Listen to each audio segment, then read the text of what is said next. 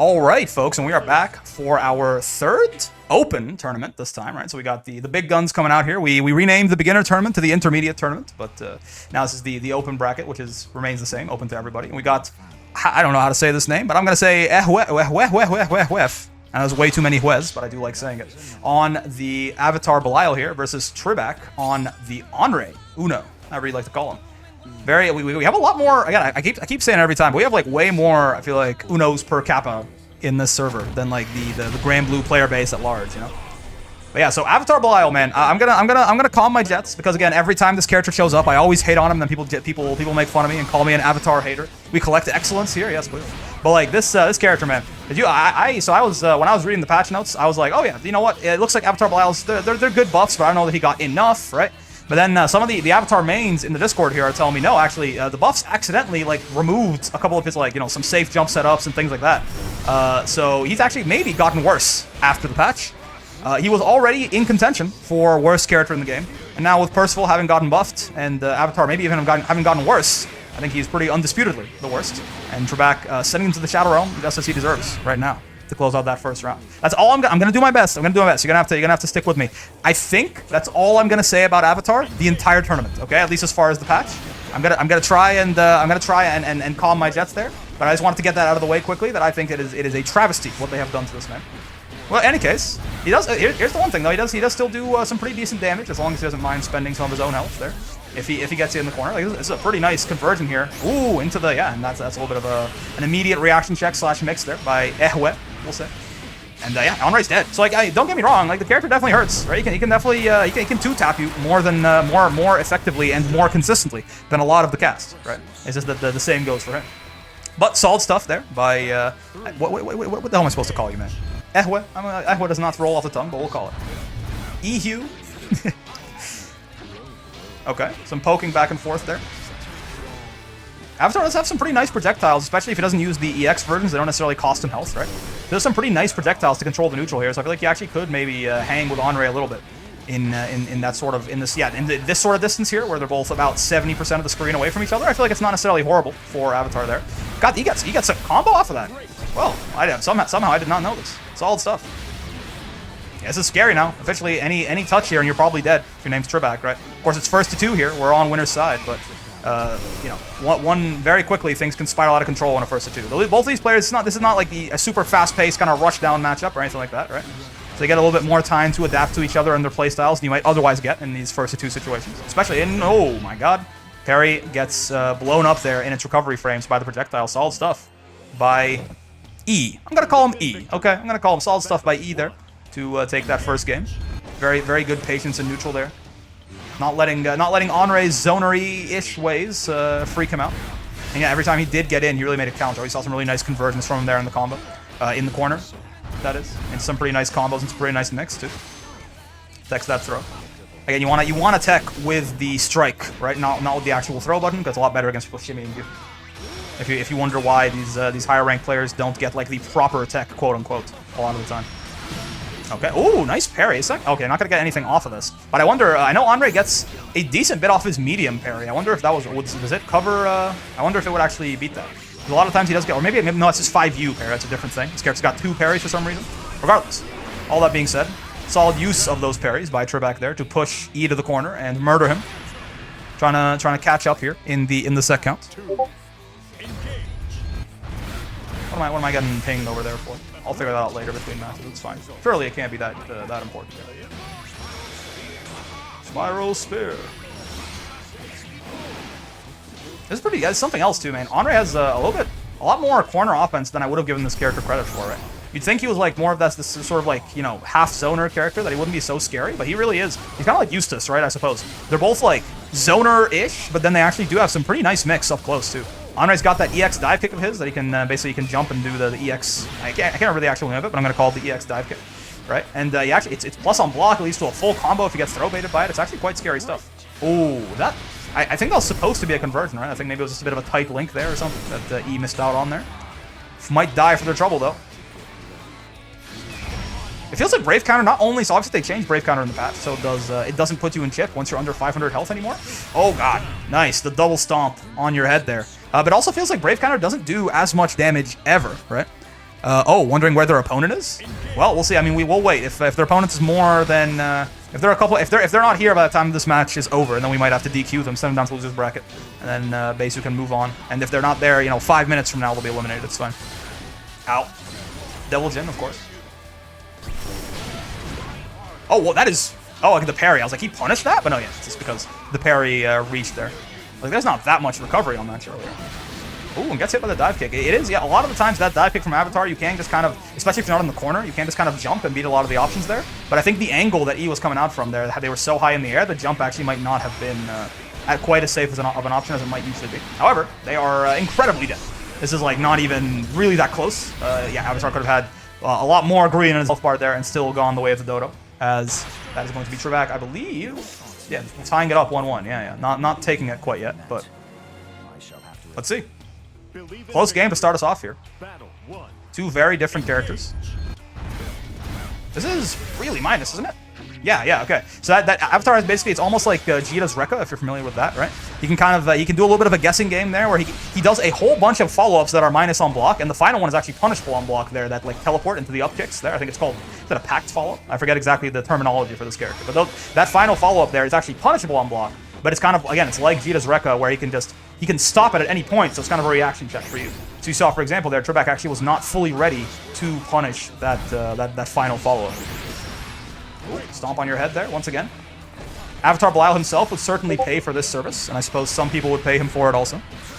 It's gonna hurt. Is Trebek dead? I don't think so, right? What? What? You know... Yeah, he's like really dead. Oh, god damn, yeah, okay. So again, this is what we're talking about. I mean, first off, yeah, you want to look, he did about as much damage to Trebek there as he did to himself. Right? He did basically like he did 50% of his own life bar with that suicide combo there. But when you know that it's gonna kill the opponent, I suppose it's worth it, right? When Avatar really wants to catch out, he can do some really nasty stuff to you. That was like, he had way more reach with that combo than I would have expected. All right, ooh, and the counter hit 5H. So that 5H from Avatar is also really nice, bro. Look, I'm trying to talk nice about Avatar, guys. I'm reformed. Okay. Oh, this is gonna be death, right? Yeah, it is. Goddamn. Okay, well, he having a very clean second game there. This feels like he had full control over the neutral, and when he got Trebek in the corner, it just went very poorly for him very quickly. So, very solid play there to take that first set. But see, Avatar's got some sauce for sure. Right? It's just, you know, he struggles in a lot of different aspects of the video game, I think. But incredibly well played by both players there. And yeah, let's move on to our next match. All right, we've got our next match here in winner's side, and it's Lowain Kangs, a.k.a. Owain, a.k.a. that guy who really likes playing Lowain, versus Yoonbi here on the ferry. So this is interesting. Lowain did very well in the last tournament, or 2 tournaments ago, I believe, where he almost took it over Lazy Ruin, right? So let's see. I think he was, at the very least, I don't think we saw him on stream very often there in the first one. Right, or in the second one rather. But let's see. He's been grinding for sure. He's got a whole lot more gems than he used to have. I tells you what. I think last time we saw him, he said it was like 49 gems or something like that. Now he's rocking, was that 560 or something that I saw? Possibly. Looks that way. Yeah, 566. So he has been grinding his ass off. Gonna be quite the challenge here for Yoonbi on the ferry, but let's see. Lowain actually, funny enough, I feel like is a really good matchup into a lot of these zoners, right? Because if you just want to keep Lowain at full screen a lot of the times, then he you know, he honestly, he does that. He has a little eat move there. The RNG move gives him meter, gives him health, gives him a bunch of different stuff regardless. It kind of forces you to approach him in a lot of ways. I'm not sure if Ferry can really contest that all the way from full screen, right? But I feel like this could be something that really gives Lowain an advantage in this matchup potentially. Okay, Human Pyramid coming in. He's gonna run all the way over there. Oh, I like this is really interesting. Okay, it didn't quite work out all the way there for Yoonbi, but I really like the idea there to Indiana Jones clear over the Human Pyramid. The fireworks there, we're not reaching, even though they have enough quite enough vertical reach there to grab him, I suppose. But anyways, unfortunately though, gonna get clipped eventually, and Lowain gonna push into the corner there and bully them into taking that first round. I like this fairy color, huh? The red I feel like is a really cool look. So I'm a sucker for any sort of red and black combination like this. Blocks the overhead. Of course, those overheads when they're blocked are not punishable, right? But they are minus. So Lowain trying to hit a button there and gets counter hit for his trouble. The boys did not quite reach far enough. Barry's got a full screen projectile, Lowain doesn't, I suppose. It's a very interesting match, again, because, like... Oh, God. The Junkrat wheel, though, is going to be a really nice way for Lowain to sort of just force the issue here in neutral, right? And just get... Funny enough, that overhead bro there is not actually an overhead, right? So, Okay, well, here it goes. This is what Lwane was getting everyone with in a couple tournaments ago. Let's see. How good is Yumbi at the Mario Party minigame, as we like to call it around here? It's not bad so far. It's not bad. So they're really... Oh, okay, okay. Hold on. Okay, could be worse. They're alive. They're alive. Yes, the big woman install. The MILF install, as we like to say. Nice. Goddamn. Whiffs his parry there, and it's just, you know, you're only minus if you're a bitch, I suppose. So just very, very belligerently there swings after whiffing his parry clean, and gets the game for it. Lwane shows no fear, no respect. The only person he respects are his bros. Well, that high-profiled her 2L, huh? I suppose that makes sense. So, yeah, some pretty spooky mix there. Oh, but Yumbi doing a good job of blocking all this, honestly. Really, some solid defense by him there. Lwane, again, can be very tricky in the corner. When he gets the boys going and he gets his, like, his jump flutter kicks there and things like that. It can get to be pretty spooky. But Yumbi very, very prepared for this, I suppose. Yeah, that's what I'm talking about there. You see, as soon as Lwane got some distance, he just, like, put the Catalina tank out in front of him there. Then just started eating, right? I wonder if this is going to be a problem for Fairy as the matchup sort of goes on here. Okay. Ooh. Once again, the parry, I suppose. Somehow, after just parrying nothing there, parrying air, he's been able to just smack Yumbi for his trouble anyways. All right, here it goes again. You've got more health to play with this time. I like the Indiana Jones over the fire. It's some... Oh, yeah, you got to spot dodge that. It is unblockable. So I think that maybe they didn't know that. They do now. They do now. Oh, gotta please wait there. Hopefully no desyncs. Hopefully everyone's still in the same universe. Oh, my God. And Fairy's normals are actually so big that Raging Strike conversion did whiff. But... grabs him anyways and closes out that first game. Usually Raging Strike is just like free conversion in a can, nothing to worry about there a lot of the time, right? But that time it actually, Fairy has such a long range 2L there that it didn't quite work out. For 2M maybe? Owie. Okay. Spook. Oh, nice. Text the throw with the throw button again. Maybe a little bit unoptimal in certain ways, right? But it still shows good reactions, right? They're ready for it. Solid delay teching there from Yumbi. Ooh, baby. Lots of Yumbi using Raging Strike conversions off of these stray hits, a lot more than I think we've seen some of the other parries do. But I guess otherwise he kind of struggles to get any decent damage mid-screen, right? Unless he has like some very specific starters, or if he wants to burn a lot of meter on ultimate skills. So I guess it makes sense, right? But of course you got to be very careful. Right now they find themselves after that, after all of this, they're completely out of Brave points now. So almost anything is going to send them straight to the Shadow Realm here, and they can no longer Brave counter to keep themselves safe either, and that's exactly what I'm talking about. As Lwane puts himself on set points. Using Raging Strike like that, it's kind of like betting on yourself, basically. We love the confidence around here, don't get me wrong. But it's basically betting they're going to be able to kill them before you actually, before your lack of Brave points comes back to bite you. Because it's not just like, it's so bad, man. It's like, obviously you're taking more damage, and you lose your strongest defensive option in Brave counter, especially if you're a character like Fairy without a meterless reversal, right? So it's a big risk to just be throwing them out like that. Okay, nice little catch there from Yumbi, though. Lwane gotta watch out. Ooh, the Junkrat wheel though, as we mentioned, very solid option for him to just shut down whatever the hell Yumbi's doing and take a turn regardless. Oh goddamn! Oh, I was gonna say gets counter hit there, but doesn't actually get a full punish off of it. That Brave counter though, once again, the Brave points now. Now you don't even spend them. He took them from you. Human Pyramids. Are you ready? Oh, gets clipped by the overhead. Gets clipped by the overhead twice, but doesn't actually. Wait, does the overhead not really lead to anything? I thought it did. Oh, this leads to something for sure though. That's big damage and no Brave points. I like the back throw. I like the back throw. But you got to be careful about parry. That's what I was going to talk about. And Lwane does it. So seemingly having the same idea that I did there. And unfortunately, the high-low there from Fairy, the JL there, is not going to beat out the parry there. It's not going to go quite high enough. So Lwane taking that game over Yumbi, but very well played. Lwane is no slouch. So Yumbi there holding their own against a quite strong master player. Very well played. All right, and we are here with our next match on winner's side here, and it's going to be another Avatar Belial. Again, I can't get away from this guy today. We've got Hostile, aka Call Me the Bank, on his Avatar, versus Besu on the Narmaya. So very interesting stuff here. Let's see. Narmaya can do some pretty big damage in the corner if she gets that restand with her ultimate, right? Which again is something I'm always on the lookout for people with big damage, because they can cause some pretty bad stuff for Avatar in particular, right?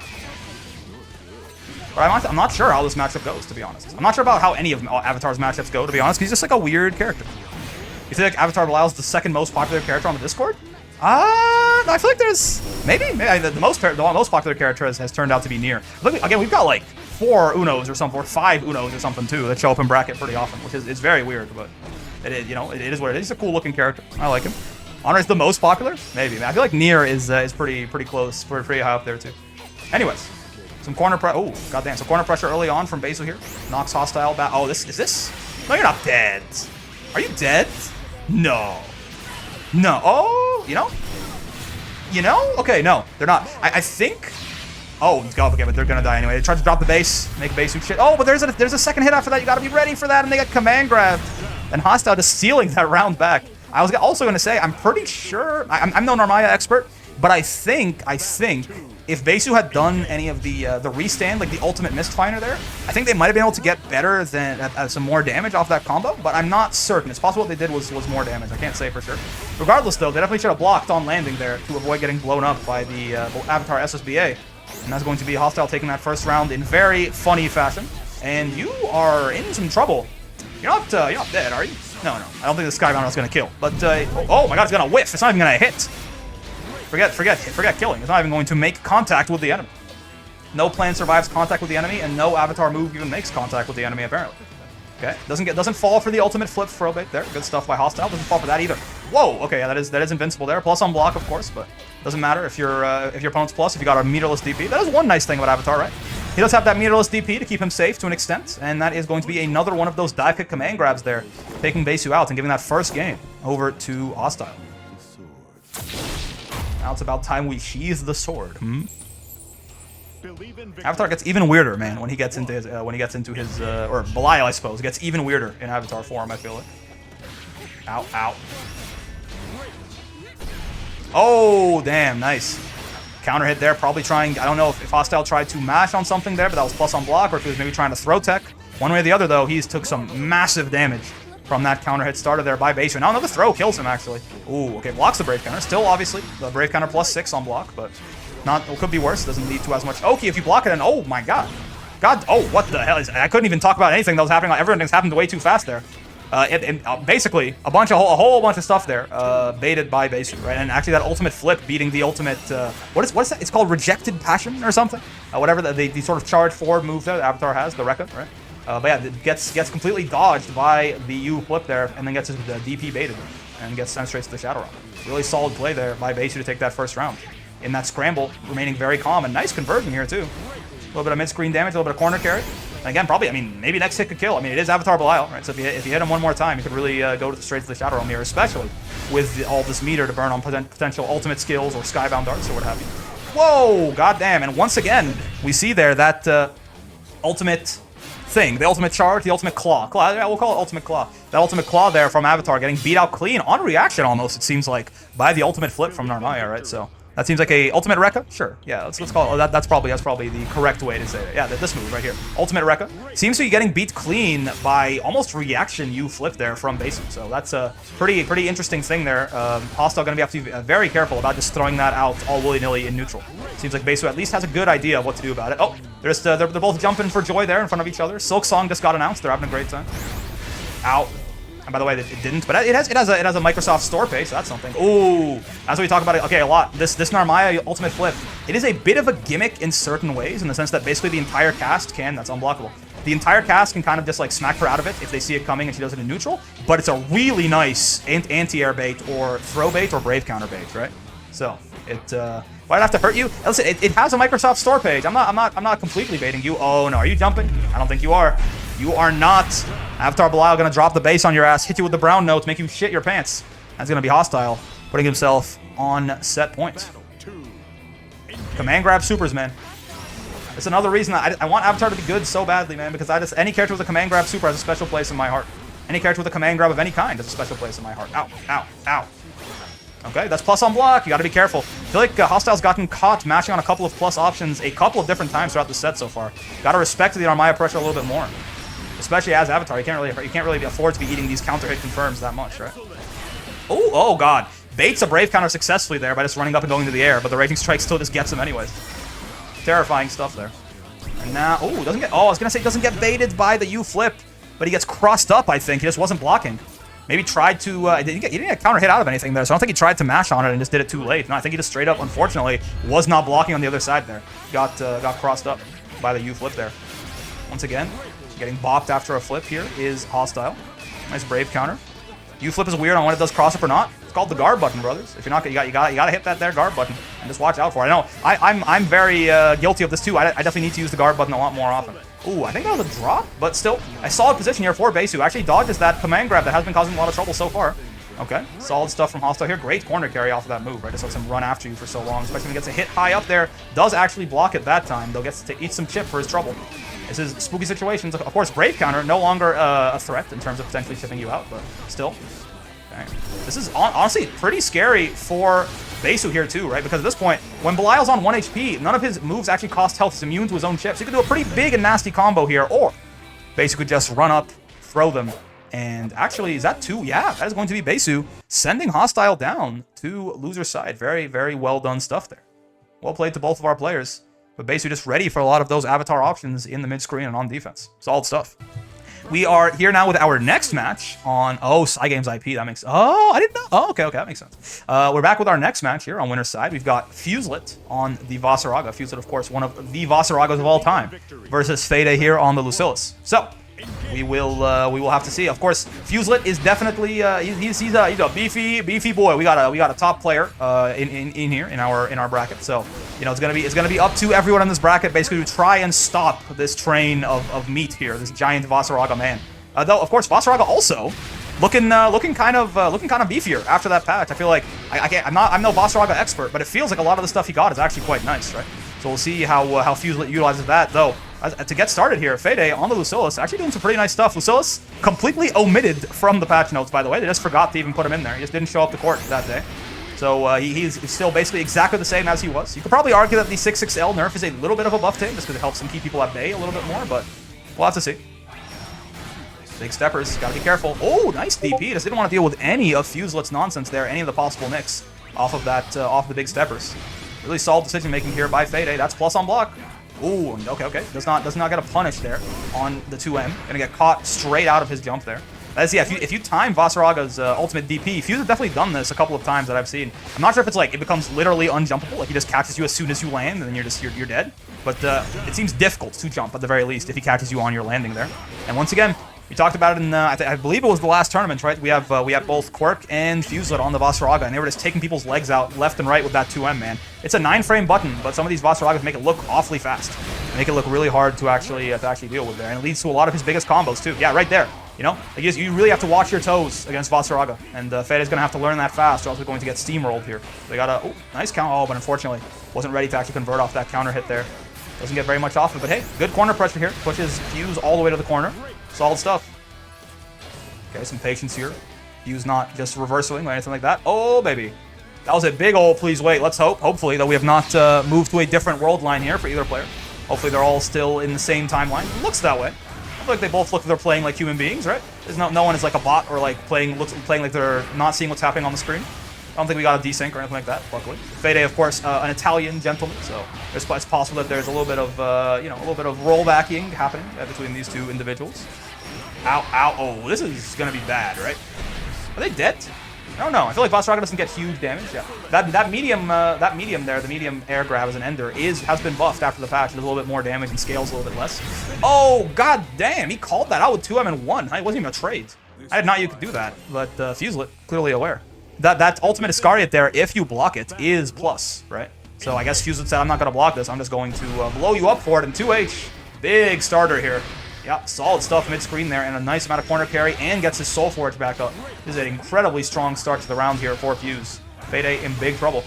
Oh, nice crouchers under that, but yeah, that thing whiffs. That recovers so fast on whiff. They've known does whiff on crouchers. Unless you basically do it preemptively, it is so hard to actually beat that, right?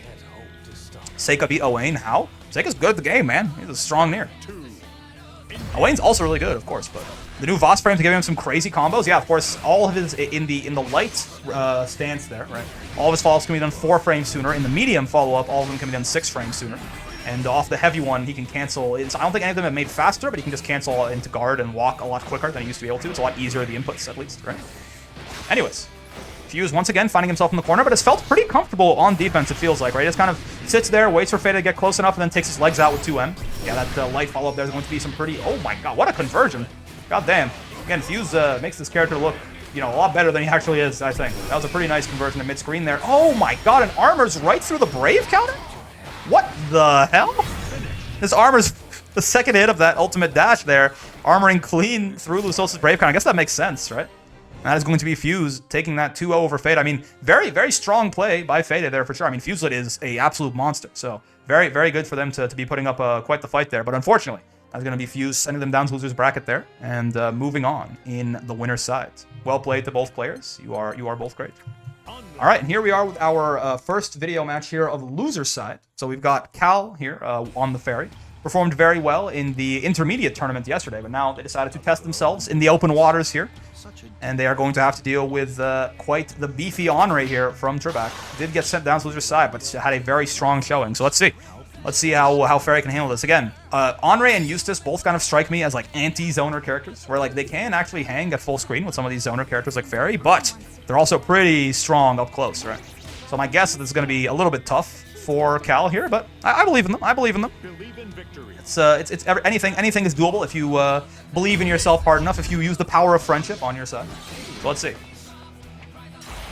Also, we've got this is Eustace's theme, right? I was like, we got Eustace's theme playing such a banger. Great luck, but I forgot I set it so the room only plays Eustace's theme because goddamn does it go incredibly hard. So I should not be surprised.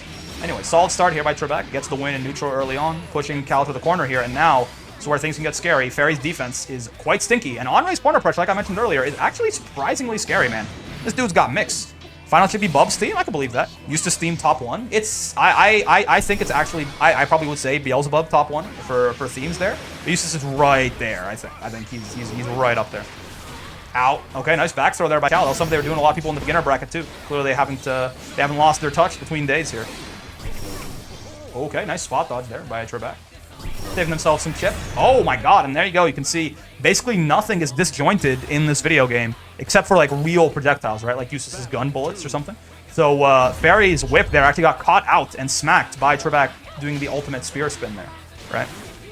So that is exactly why they got blown up there mid-screen. That is actually a pretty nice option, I guess, huh?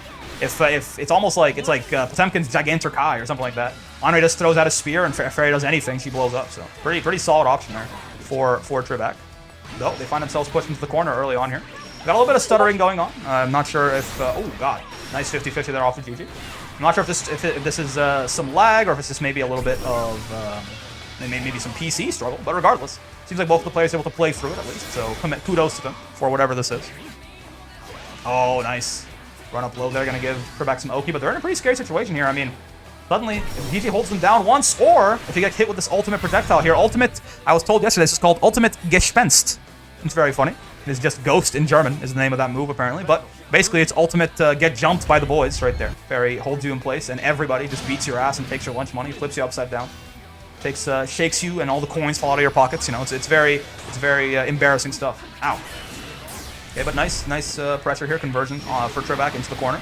It's not going to be huge damage, but it's going to be enough. You know, if you're Cal, you're feeling this. You know what? Actually, that was a little bit more than I thought. I thought that combo went a little bit longer than I thought it would. Getting jumped by the dumpsters behind the whippy dip? Exactly. That's what Ferry does to your ass, man. She calls it, it's a 5-on-1. That's just not fair.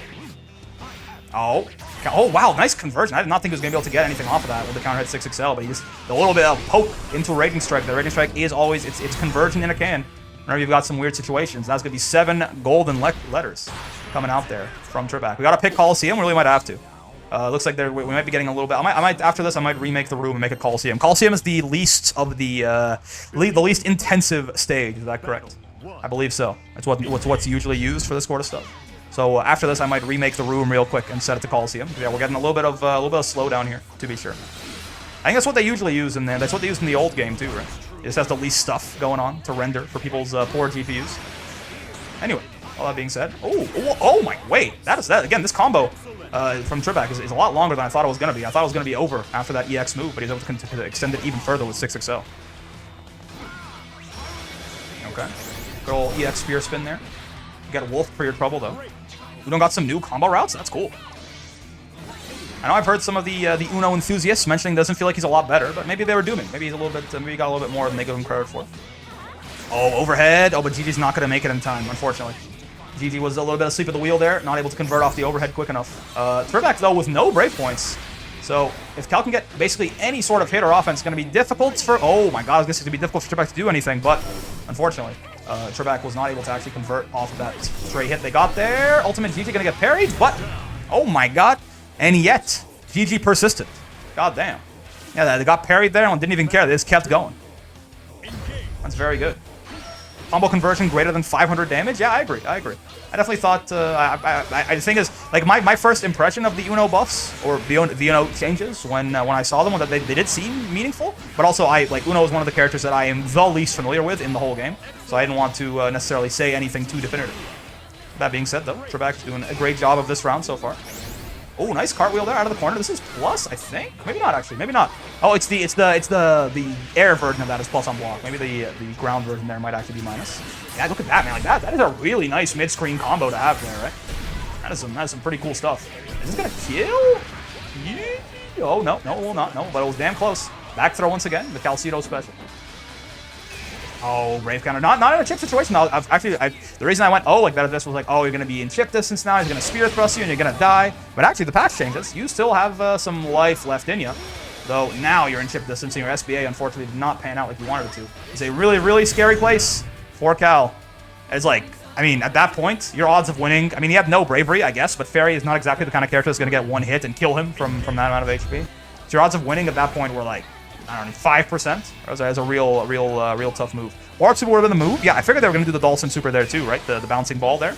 But they tried Super Skybound Dart, maybe trying to call Trebek out on something, and unfortunately did not work out for them. And, oh, baby, I understand it too. More damage on the 0 Brave Point target. Okay, nice spot dodge there on the Spear Thrust. That's, yeah, again, I don't think that whip from Fairy is actually, it's not like 100% full screen, right? It's like 95% full screen. Like, I don't even know if Trebek necessarily needed to spot dodge that, but they do regardless. Maybe they did. Ow. Ow. Is a play for the win, which is a good mentality to have? Yes, exactly. I say this a lot, right? Play to win, don't play to not lose. Playing scared is never going to win you. It might make it so you lose a little bit slower, but it's never going to win you matches, right? So I do like that mindset from Cal there, though. Trebek now is on set point, and Cal is on basically no HP and no Brave points. Actually, you know what? This time, the Skybound Dart was, yeah, unfortunately, that time, the Super Skybound Dart probably would have been the better option. It would have come out faster there and probably beat Uno's Spear Thrust. But still, I like the idea there from Cal, but unfortunately, going to be eliminated from the tournament here by Trebek on the Uno. Very well played, though. Very strong stuff. Cal moving up here and trying their stuff in the open bracket, and I think they did pretty well there. They were not, they actually were holding their own against these Masters players, so I hope they continue to show up here. And I mean, also in the beginner bracket, they do a great job every time too. All right, and we are here with our next match on loser's side, and we've got Dragon of Montreal here on the Soras, Soya as it were, versus Mope on the Charlotta. So let's see. This is two very aggressive characters, two unga bunga in your face, hit buttons till one of you stops moving characters. So this should be quite the slugfest. Oh my god, and just immediately round start armor. It's kind of like round start neutral jump. It's Sora's own version, right? Of oh god, yeah, Sora's own version of I don't trust you. I think you're gonna do something crazy, so I'm just gonna round start armor you. So let's see. Okay, yeah, that is actually not plus on block right there, I don't think, from Soras. So solid by Mope there to challenge. Ooh, and actually, you know what? The armor is not gonna last long enough to beat out all those slashes, I suppose. A little bit cancel the armor a little bit too early there. He's got 4 of the big boy stacks, 4 of the knuckle crackers, as it were. So if he does manage to get into install, he's going to be an incredibly tanky boy. What is it? It's like any dedicated Soras mains right now know the exact numbers on this. It's like he has 30% damage reduction baseline and install or something, and then every stack is another 10% or something. Is that right? He can get incredibly tanky if he has all of his stacks and install, but he might not even get a chance. Well, he's going to probably get into install right here, but he's going to basically be on no health if he survives. Is he even going to survive? No, never mind. God damn, I was underestimating Charlotta's SBA there. Excalibur! Exactly. Takes Dragon straight to hell there. Does Mope to take that first round. Solid reversal SBA. Again, in a matchup like this, right, where both of these characters are just like these absolute gorilla characters that are just running at you full screen all the time, right? Things like reversal SBAs are going to be probably pretty useful. Right? These characters are not exactly zoners. So let's say it that way. Ooh, and nice convert. And that was a bit of a weird the Raging Strike hit from kind of far away there, and they didn't want a Raging Chain. I suppose. But to get the 2-3-6U off that, I didn't even know you could do that. But that was pretty nice and some pretty beefy damage from Dragon there. But now, no Brave points and not a whole lot of HP.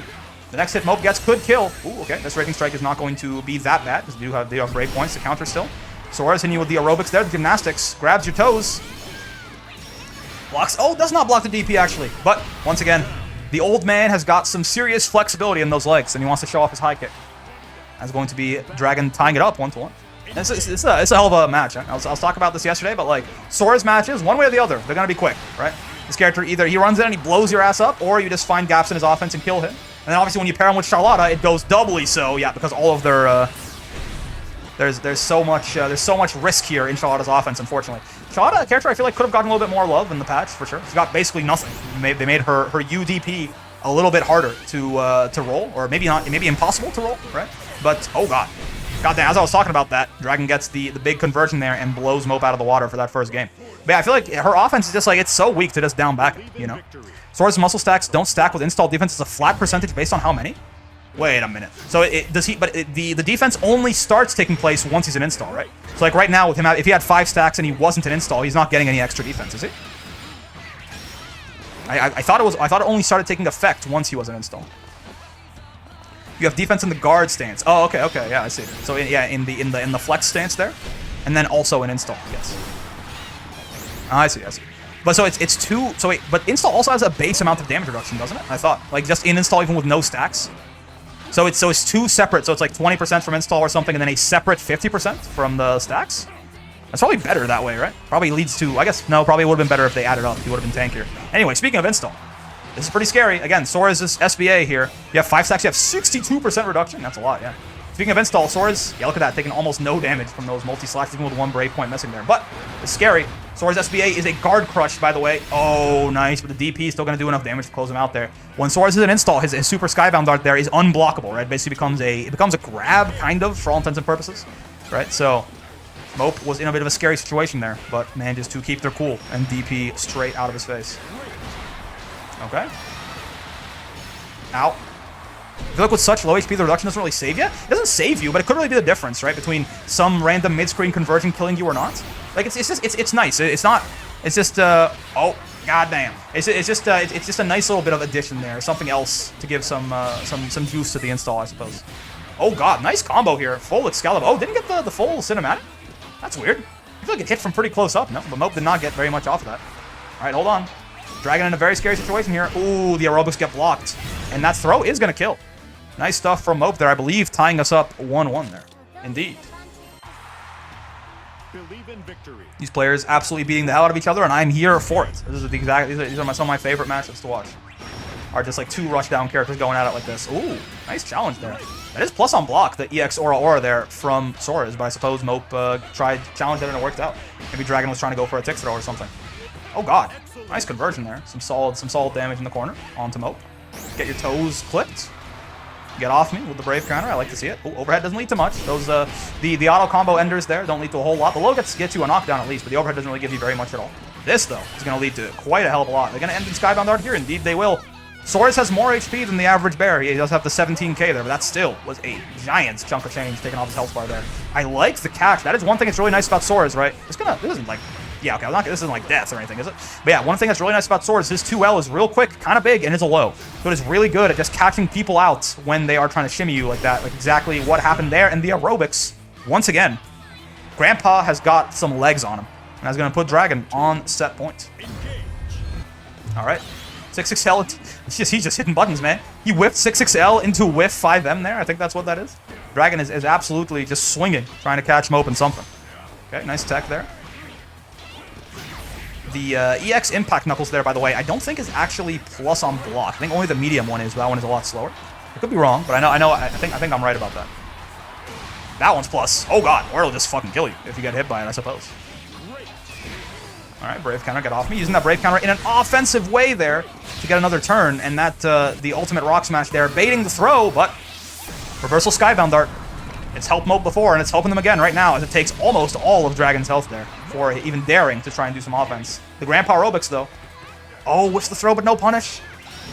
And that is not going to do it, but the follow-up kick there into the conversion is going to do it, as Dragon takes that set 2-1 over Mope. Unfortunately, eliminating Mope from the bracket, but very well played by both of those players, and just a very fun set to watch, right, as they both just beat the hell out of each other over and over. I enjoyed that quite a bit. All right, and here's our last match of winner's side before our top 8 is fully squared out here. So we've got Luca on the Nier versus Quirk here on the Vasaraga. We have 2 representatives of the Vasaraga here, not just Fuselet.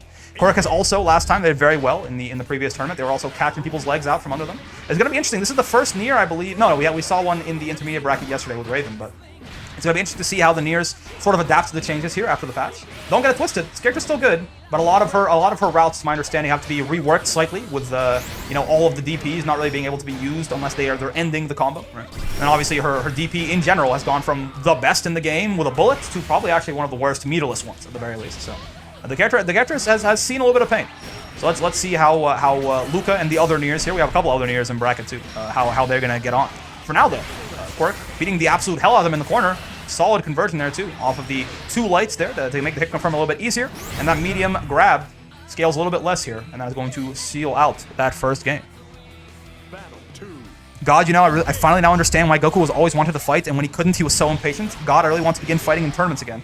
Says Lazy Ruin, who has been a little bit busy in the past few days. That is, yeah, I mean, listen, man, Goku's based. The philosophy is so incredibly based. That's my guy, right? That is my actual father. Anyways, speaking of fathers, Luca getting sunned by Quirk. No, okay, I'm kidding. I like to mess around with Luca a little bit. It's fine. Quirk, though, in all seriousness, really solid corner pressure there, taking that first game over Luca. Of course, we're not in top 8 yet, so it is in fact first to 2, right? We're not in the best of 5 territory yet.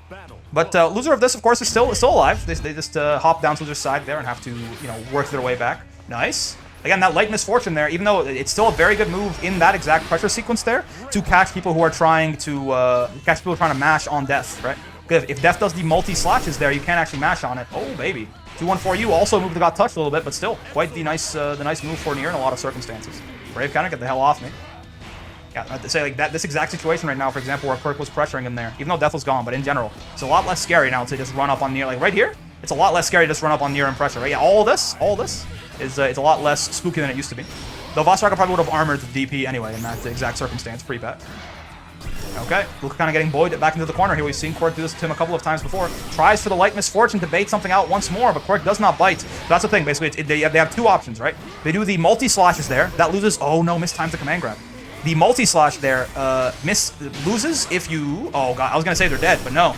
God damn, when I got by the DP there, I was like, GG, but no. Of course, the DP has been taken straight to hell. It's just my muscle memory there. Quirk on set point now. But I was going to say, Niers can either do the multiple slash there, that'll lose if you mash quickly, or they can do the light misfortune like that, which will catch you mashing, but if you block it, it has enough recovery that you can blow up Death pretty easily. So, Quirk picking correctly there on that second one. All right. This move still pretty. If you don't spot dodge it, that move is still pretty oppressive there. Jumping twice in his face, trying to bait the DP, possibly, was Luca. Oh, and the same thing again, both Vasaragas today, using the second part of that U dash to just armor straight through a Brave counter. Incredibly brutal stuff, but it works out. It's very effective. And once again, pulled into the corner is Luca, gets command grab for his trouble. He's still got a big advantage in health in this fight. Oh, baby. But, oh god, but it's going to be rapidly dwindling now. It's going to be a big starter here for Quirk. And now Luca probably going to die to the next command grab or strike that hits them. You gotta be scared here if you're Luca. Oh, chip distance. No, DP, unfortunately, not going to work out. Blocks. Oh, jumps over the projectile, though. Very good. That would have been almost a checkmate situation. But the big old scythe there from Voss. Quirk covering that distance very well with the big boy there. And that is going to be them taking the set 2-0 over Luca. Good riddance. God damn. That's not very nice of you. Yeah, that is going to do it. That's going to be our top 8 for winner's side. Sorted out here. It's going to do a couple more losers matches on the way. But well played to both players. But again, the Vasaraga is really showing up in a big way today, huh?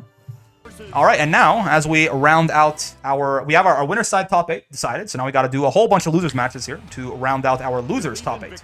And to start here, we have Avant on the Eustace versus Tribak once again. We've seen on stream a couple of times here on the Uno. So again, these are the 2. I was comparing both of them to kind of be the same, right? Or not the same, but similar, at least in this sort of anti-zoner role. Character that is actually pretty decent at full screen here, but has some nice mix up close, right? And I wonder how they're going to interact. I'm actually not sure. Both of these characters are relatively rare, especially Uno, right? So I definitely have not seen very many Eustace on-ray matchups either. So it's going to be very curious to see how these players get on. For now, at least, Avant seems to have the early advantage here as they push her back to the corner and start running their good mix, that good stuff, as it were. Yeah, that Rekka option from Eustace is definitely pretty good, right? in the sense that he has a bunch of different options that can catch you out for things, but I've noticed if you just mash like a quick light button or something, you basically can't really lose. Like it seems like even if he does, he's got the primary option. No, I guess he has the primary option where he jumps back there, right? That one won't blow you up if you mash the light button. But I think he does have a rather quick but minus Rekka follow-up that will punish you mashing, right? And of course, it's minus on block rather. You wish you knew what Andre does? You and 99% of the player base, Kel. Nobody knows what the hell this character does. Ow, ow. Ooh, it's gonna be a nice wall bounce. Solid stuff here from Trebek. Ask Blast? Yeah, it feels like there's like 3 people who know what Andre does in the world, and like most of them don't speak English or something. Ow, ow. EX balls there. Gonna blow up Eustace's balls blowing up in Trebek's face, and they don't seem to enjoy it very much. Nice rating strike conversion there. No, 1 bravery is gonna be big damage. I like it too. That's oh my god, the swag combo with the full wall. Was that full corner to corner? Dude, that was really good stuff there from Avant. You love to see it. Oh, and the raging strike though, not ready for it. Not gonna spot dodge. Did I feel your pain, man? I've been a little bit better about it, recently, but I am so goddamn free to raging strike, especially when you just have the 1 brave point like that. It just leads to your entire life bar basically being traded away there. Trebek taking that round back to tie us up 1-1 here. Ooh, surfboard round start. Absolutely belligerent stuff there, but gets in the hard knockdown, gets some pressure, and now counter at 6XL going to convert into big damage in the corner here, and some nice looping Oki afterwards too. These Andre corner routes do look really cool. A lot of his moves are just like fancy looking. I wish he was a little bit more represented, honestly. I feel like he's a cool character to watch. I'm a fan. Whoa! He parried the grenade, he's gonna die for his trouble though. That is the one thing, right? Andre's follow-ups off of those parries basically always happen, right? So if you block at all, you just end up dying. Andre cannot stop those follow-ups, so he's like minus -1 billion on basically all of his parries. Okay, some nice looping chip damage here. Slowly, I was gonna say slowly tightening the noose here on Avant. And unfortunately, eventually, the pressure gets to them. They hit a button, they get counter hit, and Trebek takes that first game. Some very solid corner pressure there. You wonder if Pact follow-up will catch projectile parry attempts. Maybe? Maybe. It's hard, though, because it might get hit by the follow-ups, though, I feel like. I'm not sure. Anyways, on to game 2 here. As again, it feels like I feel like from full screen. I was gonna say I feel like from full screen, Andre has a bit of an advantage, but I'm not even sure if that's true. Eustace's bullets do go for. I think maybe I'm wrong. Eustace does have a bit more screen control, I think, from full screen there. So this is a little bit of a matchup where Andre wants to be a little bit more up close, right? Eustace, of course, also does have some straight up, some big disjoints there and grenades and things like that. The EX balls and the ultimate balls are also very good screen control options. So I feel like this is probably one where Andre wants to be, in a weird way, a little bit of the aggressor, right, in this matchup. Yeah, I feel like exactly. I feel like Eustace. Yeah, okay. We got the Uno expert Blast Timbre in here. Tell me Eustace wins at full screen. Yeah, okay. That's what I figured, or at least that's sort of what my feeling has slowly developed into as I've been watching this match. Uno can use EX or ult projectile to anti-zone. That makes sense. That makes sense. Anyway, Rekka option here. Ultimate balls once again exploding in Trebek's face to their chagrin, I'm sure. This is gonna be big damage. I don't think. Yeah, they're not dead though. They're not dead, but it's gonna hurt. And at this point, you're 50-50. Strike or throw will both kill you, or Raging Strike will take all your brave points away. I love that ultimate spear spin option there, because that move is basically, you can't beat it with anything, essentially, right? And if you block it, you're on chip. Now, obviously, if you try to jump it, you die.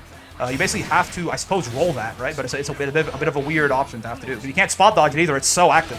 It'll catch you in the end of your spot dodge. So I really like that decision there from Trebek to put themselves on, I believe, set point now. As they bonk Eustace here from full screen. Is that punishable from that up close? I feel like maybe the answer is yes, but hard to say, hard to say. Avant regardless did not manage to get to that punish, unfortunately. A little bit of EX spear spin there. Ooh, I like that. That was like max range on that normal, but good stuff. Okay, once again, using the sort of defensive option on the Rekka there. Avant has not really been using any of the more pressure I guess a lot of the pressure options on the Rekka there for, exactly, yeah, that. A lot of the pressure options on the Rekka there for Eustace, I feel like kind of want the flashbang to be on the opponent there. And that spot dodge actually did not get blown up, huh? I guess it was just a little bit out of range of the spear spin there. So it was definitely still active after the spot dodge ended. Ultimate balls, once again, doing big balls, big work for Eustace here. Chip damage situation. Spooky, spooky place if your name is Trebek. Okay, oh, but the walk-up 6XN there. I like it. Whoa! Parries the projectile to save himself from the chip. DP is a big risk here, too. Eustace does have a DP at 50 meter, or he's just going to get counter-hit 6-6L'd. No fear at all from Trebek there in that chip situation. Really strong comeback as they take it 2-0 there. over Avant on the UPSETS. Incredibly well played stuff. Like, that's a really easy place to just panic and start playing again, playing not to lose instead of playing to win, right? Just trying to not die. But no, Trebek, no fear Shakespeare, as he just charge in fearlessly there and kill Avant. Well played to both players, but that's gonna be Trebek moving on. All right, and here we are in our next match of loser's side here, and we've got. I was told, I had this explained to me by the man himself. E-Hugh Faith. It's E-Hugh Faith. Not would have been my first, second, third, or fourth, or fifth guess. But it is E-Hugh Faith here on the Avatar versus Jance on the Charlotta. So, let's see.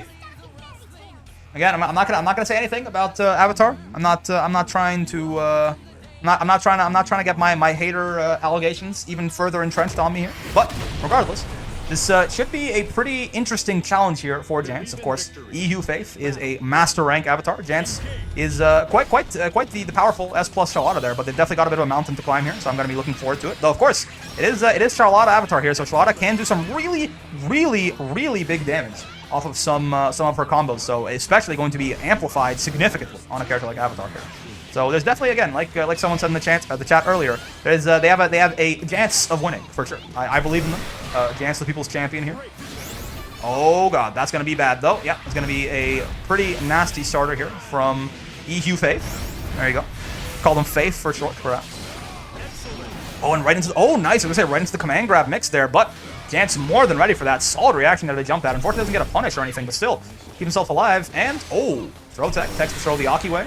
Ultimate projectile there doing about as much damage to E-Hugh Faith as it did to Jance, but still gives him some pressure. And that UDP, the only thing that Charlotta got buffed in the last patch. And I guess the buffs there didn't matter, but let's pretend they did. Let's pretend they gave Charlotta the love that she needed, okay? Yeah, I think this character, again, did need some, didn't really get some, but it's fine. You see the crown there, by the way, getting hit by the laser. Oh, nice 2H. I was going to talk about Charlotta's crown hitbox, but for now, you'll talk about how E-Hugh Faith is absolutely beating the hell out of Jance in the corner now. It's a big starter. Doing quite a bit of damage to himself, too, but maybe it doesn't matter. Maybe it'll be just fine, right? Didn't go for the full suicide combo there. Still kept most of his HP to work with. Ooh, and unfortunately missed that conversion off of the projectile there. Brave kind of get off me, though. 5H into the light version. It did make that a little bit faster, right? Which is, again, apparently it did ruin a couple of his safe jump setups, but at least helps him, throw that out in neutral, maybe some corner combo, a little bit easier. Regardless, this is, I was going to say, almost certainly death here, right? Into the ultimate projectile. Good catch there by E-Hugh Faith to take Jance down there and take us to 1-1 around. Ow. Okay, nice call out there on Jance that they were approaching, but that Raging Strike, again, it's happened to E-Hugh Faith a couple of times here. I'm going to call them Faith for short, I think. It's happened to Faith a couple of times here, right, where they have basically baited a Brave counter, maybe trying to bait a throw. They've baited a Brave counter with that fly a couple of times and just been hit by the Raging Strike that came out regardless. They gotta figure out a slightly different timing there. Call him E-Hugh? E-Hugh? I like E. Okay, sure, yeah, I'll call him E-Hugh. That's fair. That's fair. That works. Oh god, wait, is he dead, by the way?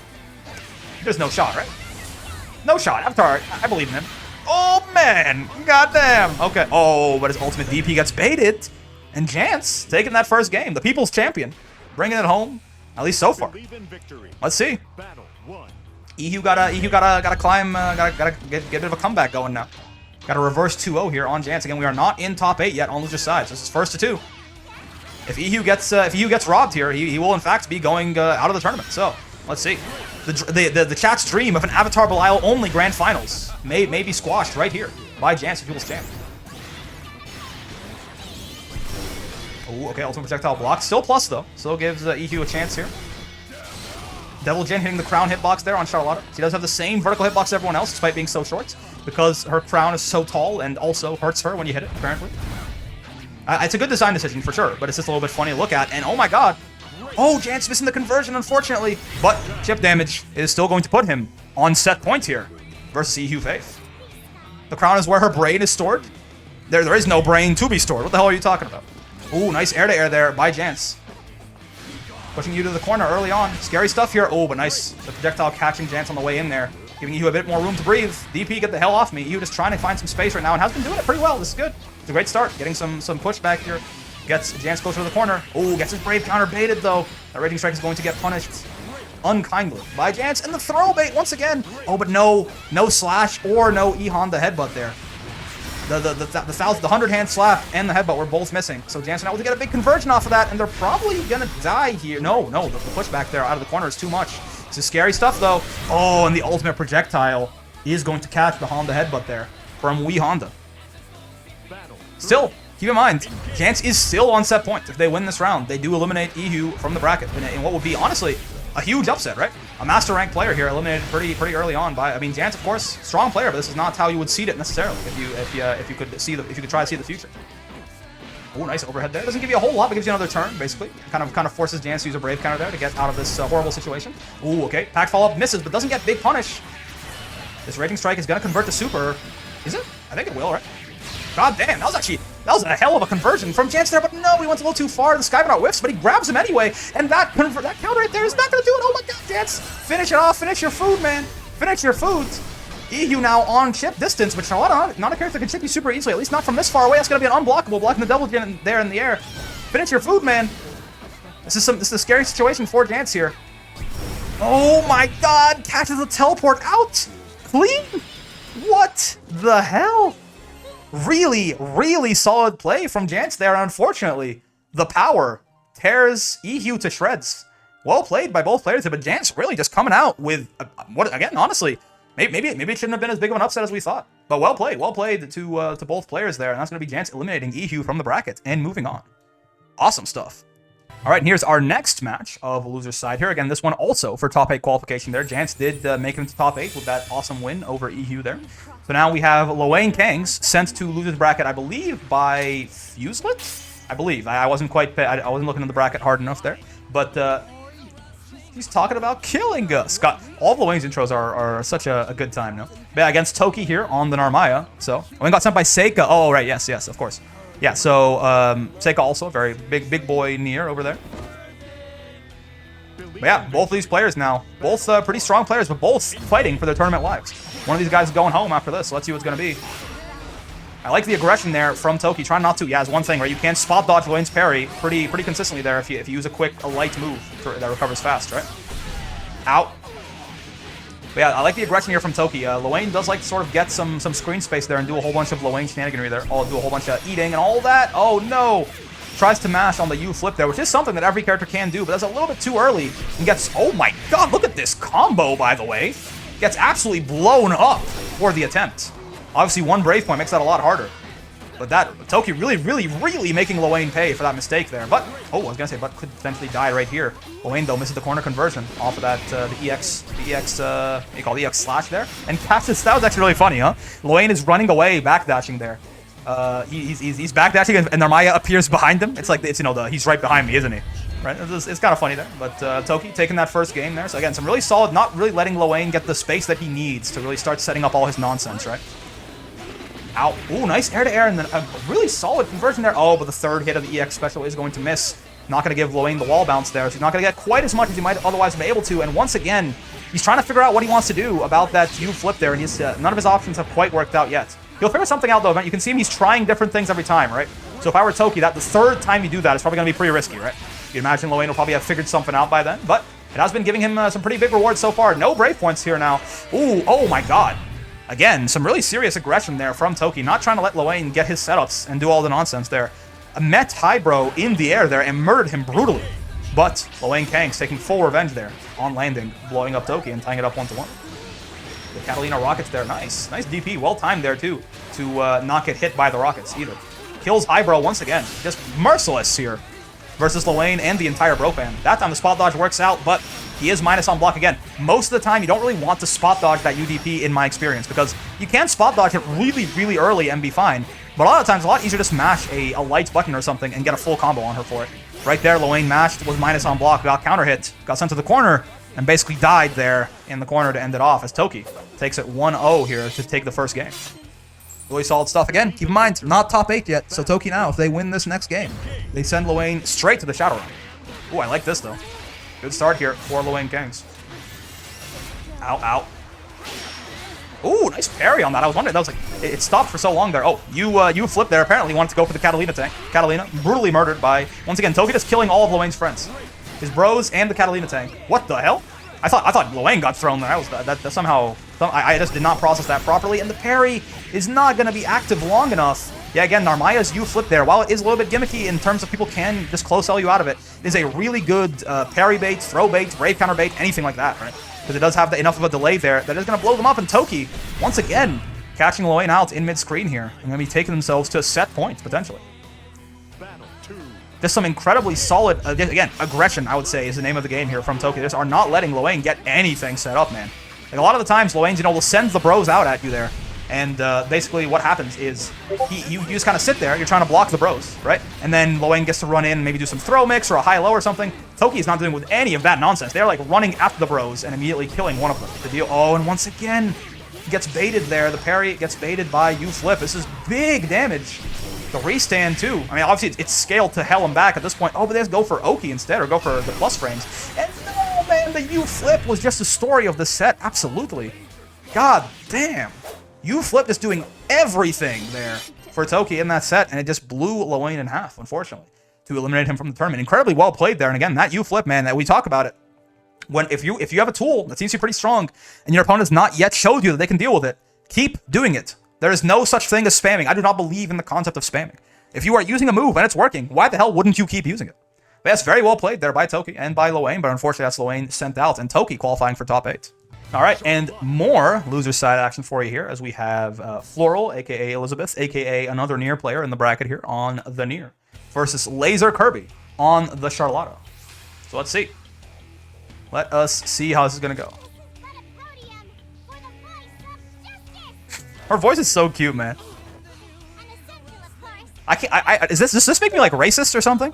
For some reason. Oh yeah, some of those are good ones there. Yeah, Fairy, we can make those into stickers for sure. But yeah. Am I like racist or something? I feel like I know that Harvin are like not children, but I just can't help it, man. Whenever I look at Harvin, I just think child. And I'm just like, oh, little cute little baby. Charlotta's probably older than I am. But I just don't see it, man. I just don't see it. They're just small. I know, but they're not just small, by the way. They're small and they have incredibly youthful features, like all of them, right?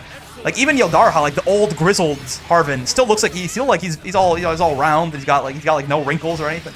They all very, very, very youthful features. I think it's the other thing that gets me besides them being very small. My favorite. No, I'm not. Please don't cancel me. Don't cancel me. I'm not racist. I'm just stupid. I'm stupid. Anyway. Oh, speaking of stupid, Elizabeth there is not going to be stupid and stand up in the demon flip. Solid stuff by them. Unlike me. Ow. Ooh, nice conversion there. Oh, and you know what? That time though, dread it, run from it. Standing up at the demon flip arrives all the same. So Kirby takes that first round. Player 2 win. However, will I recover? God damn. Battle 2. Engage. Solid stuff there by Laser Kirby. Let's see what Elizabeth can do to answer this. Doesn't stand up into it that time again. That's the one thing. That's just the big thing about Charlotta, right? If you are just patient and down back and you 2H her when she goes into Demon Flip, it's like nothing this character can do, right? The only thing she has to open you up is like the auto combo low overhead and some plus frames. Oh, once again though, DP, how the mighty have fallen. I was like, oh god, she got hit by DP, and I was like, wait, no, she's totally fine, actually. It's not that big of a problem at all. Oh, nice parry there. I like the Demon Flip to side switch back into out of the corner. Not quite the basketball combo, but basically it works out. It works out. It's just still a big little juggle here from Floral. Owie. You're not dead, are you? No. Is this Excalibur? Yes, it is. Oh, but they weren't in the column. So even though that is air unblockable, they actually did not get hit by that. And the UDP, he's not going to do it. Oh, damn. I thought it would do a little bit more damage than that. Oh, the air-to-air, but Kirby cancels out a little bit quicker there. Sniping Elizabeth out of the air-to-air clash. Solid wherewithal in that bit of a scary moment there to close out the round. That's going to be Kirby taking that first game. Excalibur went into Excalibur. Yes, a little bit.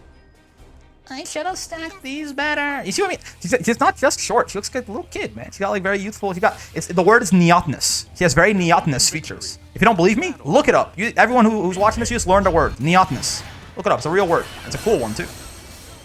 All right, brave Raging Strike there, but no meter to follow up on it. So it was basically just corner carry there for all intents and purposes, coming out for Laser Kirby there. And all that corner carry has been undone by a quick little mid-screen near combo. Like super jump there. Charlotta is kind of difficult to 2H sometimes with her jump arc, right? She falls faster than anybody else. So her jump arc is a little bit different, and her 2H timing is a little bit different too. Ooh, she gets counter. Normally that overhead out of the Demon Flip is not very scary, but if you get counter hit by it, then it can be actually kind of it can actually be kind of spooky there. Owie, my face. Kirby on set point, I just realized. Goddamn. Battle 2. Been a very strong. Still working that hand through the kids menu when I go to restaurants because I look like a child? Yeah, probably. Probably. Why not? Why not? Maybe that is me. Nier players in shambles? Don't get me wrong. No, the character is still doing. Okay, by the way, Nier, for example, is still way better than Charlotta. Like, way better than Charlotta. But Kirby's just playing very well here. They're running their offense incredibly. Out. just running their offense incredibly well here. And Flores not be able to find an answer for it, and it's too late. Not going to be able to find an answer for it, as that is actually going to beat Kirby. And actually, that was very quick. That's how Charlotta rolls, right? If Charlotta can, in fact, get her offense started, she does a lot of damage. That is actually going to be, unfortunately, Elizabeth eliminated there, as Kirby takes a real quick 2-0 over them. Well played there again. Yeah, Charlotta, that is one thing. Her offense is not very scary, but when she hits you, she does the big damages. So, you are great to both players, for sure. They both very well played stuff there. The Charlotta icon, too, to clean it up. Well played, but yeah, unfortunately, Elizabeth there eliminated, and Kirby moving on. All right, and here is our forever I'm not gonna read that. Okay, yeah, anyways, well, here's our final match of loser side before we get into our full-on top 8 here. So we've got another Charlotta avatar matchup. In fact, another S+ Charlotta versus another master rank avatar. So let's see. We've already had one big upset here where Charlotta sent an avatar to the Shadow Realm. Let's see if we if Kirby can run it back here on Hostile, like how Jance did to EQ. Ow, nice DP though. Hostile taking early control of the set here as he pushes Kirby to the corner and gets some corner pressure going. Ooh, but hold on. There's one thing, right? Charlotte does have a bunch of plus frames to kind of bully you with. Just push you all the way across the corner there on block stun alone. It's not bad. Yeah, exactly, Tyrant. Exactly that. That's what I'm thinking of too. Oh, that's the minus version. If Charlotte has only 3 slashes there, then that one is minus. You can actually take your turn there. I think it's -2 or something. It's minus enough that most characters should be able to hit a button and at least sort of exert their will there. But oh, hold on. It's going to be a big conversion. Ooh, maybe if they'd done a couple more Raging Strikes, they could have actually killed with that. Instead, going to be forced to shit their pants by Avatar Belial as he drops the brown note on their head there. Solid stuff from Hostile. Again, I think Kirby could have killed if they had... Oh, no. Oh, no. You saw that. Hostile saw his death approaching in slow motion there as the Excalibur got him right in the gonads as he tried to do the command grab super there. Yeah, in the arms of an angel. Yeah, exactly. Okay, that's... Oh, what the hell? That stomped hard, calling out some sort of E-Honda nonsense there. Nice opinion, unfortunately, Excalibur. Yes, exactly. It's going to be a big conversion here, though, for Hostile. Oh, into the command grab mix, but mistimes it slightly. Kirby will still throw Invincible there when the command grab started up. Oh my god, and that is a nasty little reset. What the hell? That is cheap. That little side swap there. Dirty stuff by Kirby to take that first game, and you know? Oh, okay. I think Hostile's switching off. Hostile does have a regular Belial. We are aware of this. He unfortunately looks like Charlotta's match. Charlotta must be a tough match. She has just so much damage, right? That she really can cause a lot of trouble for Avatar, I think. So we'll call that in spirit. Both of the avatars have been eliminated from bracket by Charlotta's, right? But Charlotta able 10-0 confirmed. Yes, exactly. But of course, as we all know, just like any man, when Belial calms down his horniness, he gets 10 times stronger. So now, the slightly less horny version of Belial has come out, and this is like, you know, 20 spots, 25 spots? I think, unironically, it is 25 spots higher on the tier list, I think, so. He calms that, he gets control of himself and suddenly gets a lot stronger. So let's see if it can work out here for Hostile. Oh, though it's going to be a pretty, you heard me, it's going to be a pretty big punish here for Kirby on that DP. That's a lot of damage. If that was Avatar, he might have been dead. Oh, blocks the low. Solid stuff. Gets command grab for his trouble. Avatar ain't got no nonsense like that, that tells you what. And the throw, once again. Hostile is just playing a grapple. You might as well switch to Ladiva, which I would have been, honestly, more out. I would have been a lot more partial to, for sure. Ooh, no, yeah, no Brave counter chip situations. You gotta remember that, right? Normally, Kirby might have been able to Brave counter into a special move there to try and kill, but actually, instead, he's gonna just grab his toes there and put himself on set point. What in God's name? The Charlotta Nation is absolute. Oh my! Charlotta Nation is absolutely standing on their feet right now. What is happening? Oh, does not stand up into Demon Flip though. Smart stuff by Hostile. Doesn't fall for the big funny. Well, again, taking a lot of damage here. One more conversion into Skybound Dart. This might actually kill if oh, okay, it's not gonna kill. It's gonna be big damage though. I like the hit confirm there from Kirby. Really quick stuff by them. Okay, scary stuff for Hostile. Now, any hits will probably kill you. You gotta be very, very careful. It's for his tournament life, too. We're not best of 5 here. This is set point for Kirby, potentially. What's the move? I like the patience here from both players. Kirby, knowing they have a big lead, don't have to take a big risk. But Hostile also not want to take a risk and get themselves blown up, potentially. Oh, commits to that Demon Flip. The overhead is almost... The next one is going to kill. The next overhead that hits here is actually going to kill. Now on chip distance with the DP, but... Oh, wait. This could be a lot of this. Are they... I don't think they're dead. It's going to be a lot of damage coming out, though. No, I don't think he's dead. I don't think he's dead. I think he's quite firmly, maybe not quite firmly. I think he's alive, but that was a lot of damage that Hostile just shit out there. Oh my god. Scary situation for Kirby. What do you do? Oh, and gets the DP baited, unfortunately. Unfortunately. Regular Belial is light years better than Avatar, which is funny because Avatar is the powered-up version in the story. Yeah, I mean, it's very clear that Avatar is supposed to be a power-up, right? Again, it is the power that could tear him to shreds. But just, yeah, in the game, it doesn't quite work out that way, unfortunately. Ow. Okay, still set point here for Kirby, though. If you're Hostile, you're not out of the woods yet. That was some really solid comeback by him, though. Some really good play, some really patient play there to bring that round back. It does tear him to shreds, I suppose. The theme is not lying. Ow, ow. Okay, hold on. This is a great start here to the round for Hostile. Big corner combo here into Samoki. Into the command grab. Tricky stuff there. Nice little reset. Again, technically reactable. You're looking out for so much stuff on Belial's offense there that reactable becomes a technical term, a theoretical concept more than anything. Uh-oh, one Brave point, though. Pretty good stuff there to land that. Oh, but okay, yeah. That's the thing, though. These some of these master rank players, right? They will adapt to some of this stuff a little bit quicker, right? Yeah, I like the idea from Kirby there to take that risk, try to rob Hostile blind with a second Raging Strike back-to-back, but you know, it is very much a fool me twice, shame on you sort of situation there as Hostile takes that first game. Well, actually, no, takes that second game, rather. Tie it up 1-1. The hostility has been dialed up, yes, I suppose. Oh, nice 2M there. Hostile seemingly a little bit more comfortable now as this set has gone on. I don't know how good their internet connection is, but Kirby may be looking at a download here. You're gonna have to be very careful to make sure, maybe, you know, try play, switch up how you're playing, be a little bit less predictable. Hostile took a trip to the library and started reading. Yes, absolutely. Kirby got to change the book, change the page, change the entire goddamn Dewey Decimal System if he wants to make sure he doesn't get hard red here any further. Turns out going from bottom 1 to top 5 makes a difference. Listen, the characters are definitely important, but more so, players behind them even more. And it feels, again, just like Hostile has sort of figured out a little bit of Kirby's offensive rhythm here. They're gonna have to, they're gonna have to figure something out here if they don't want to just get blown up. This is, okay, they missed the conversion on the 2M there. Chansu for Kirby, potentially. Nice, the low there, catching them out into ultimate demon flip. Not the world's biggest conversion, okay. Takes 2 of Hostile's Brave points there. Potentially good news here for Kirby. One more good hit could kill, especially with only 1 Brave point, but... Wait, what just happened there? It looked like it was guard point. Was that the parry? The parry got grabbed? Is that what happened? It almost looked like Belial's command grab had... Yes? Okay, yeah, I see. I saw like a little shield pop up, and I was like, did they like sneakily give Belial guard point on his parry or something? Or on his command grab while I wasn't looking? But no, that little shield I saw that popped up there was Charlotta's parry. Unfortunate. And that's going to be Hostile. Moving on now to be on set point of his own.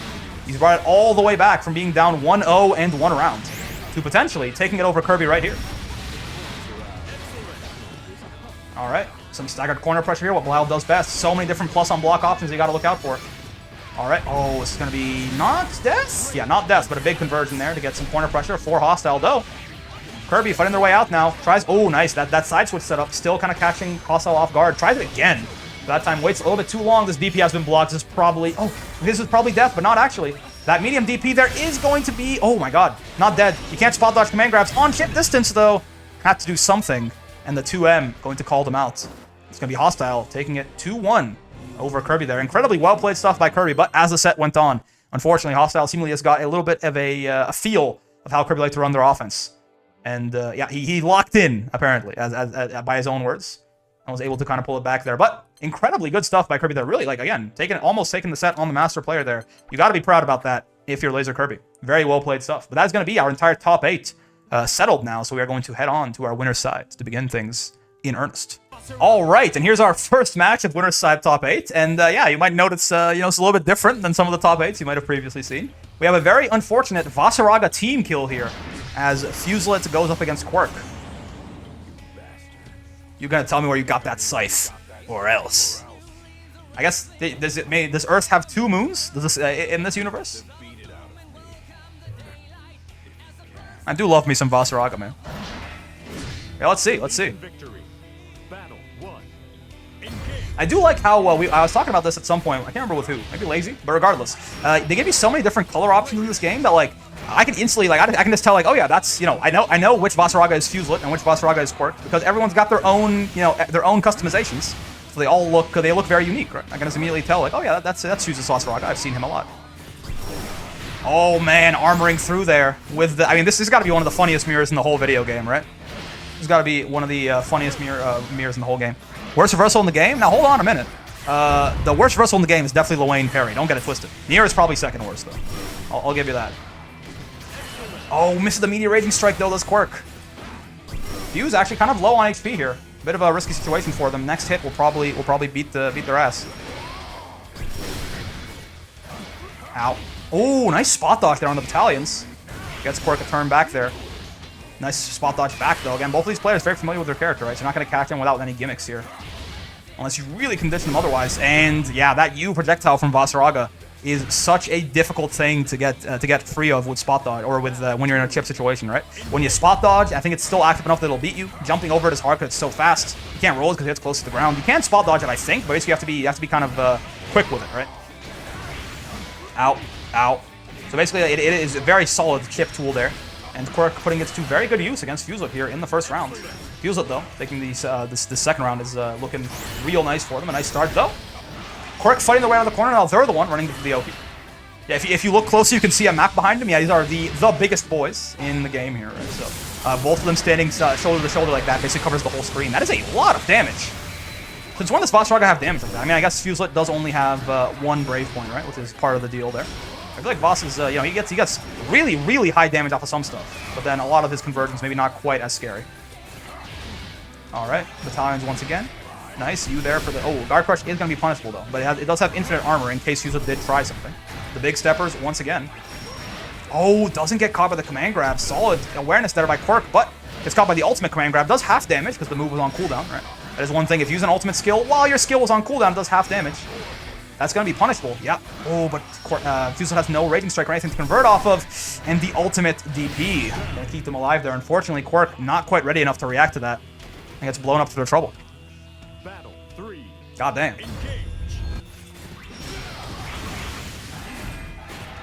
Both of them just doing the stance there and just staring at each other and armoring through their own stuff. This is a really funny looking mirror, I tell you what. It's also this is cool, right? So again, these behemoths just smacking into each other left and right. Okay, let's see. That is going to be minus but safe. Oh, but no actual block stun pressure there from Quirk. Didn't quite hit a button that would have reached. Possible Voss doesn't have one, to be honest, because I think it's only -4 that move, right? Voss's so a lot of Voss's moves are not very fast. Ow. -6. I see. Owie. Wait, no. The armored dash? No, it's safe. It's not minus. Is it?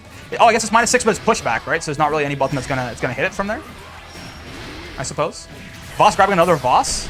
Yeah, it does look weird, huh? He's like manhandling himself like that.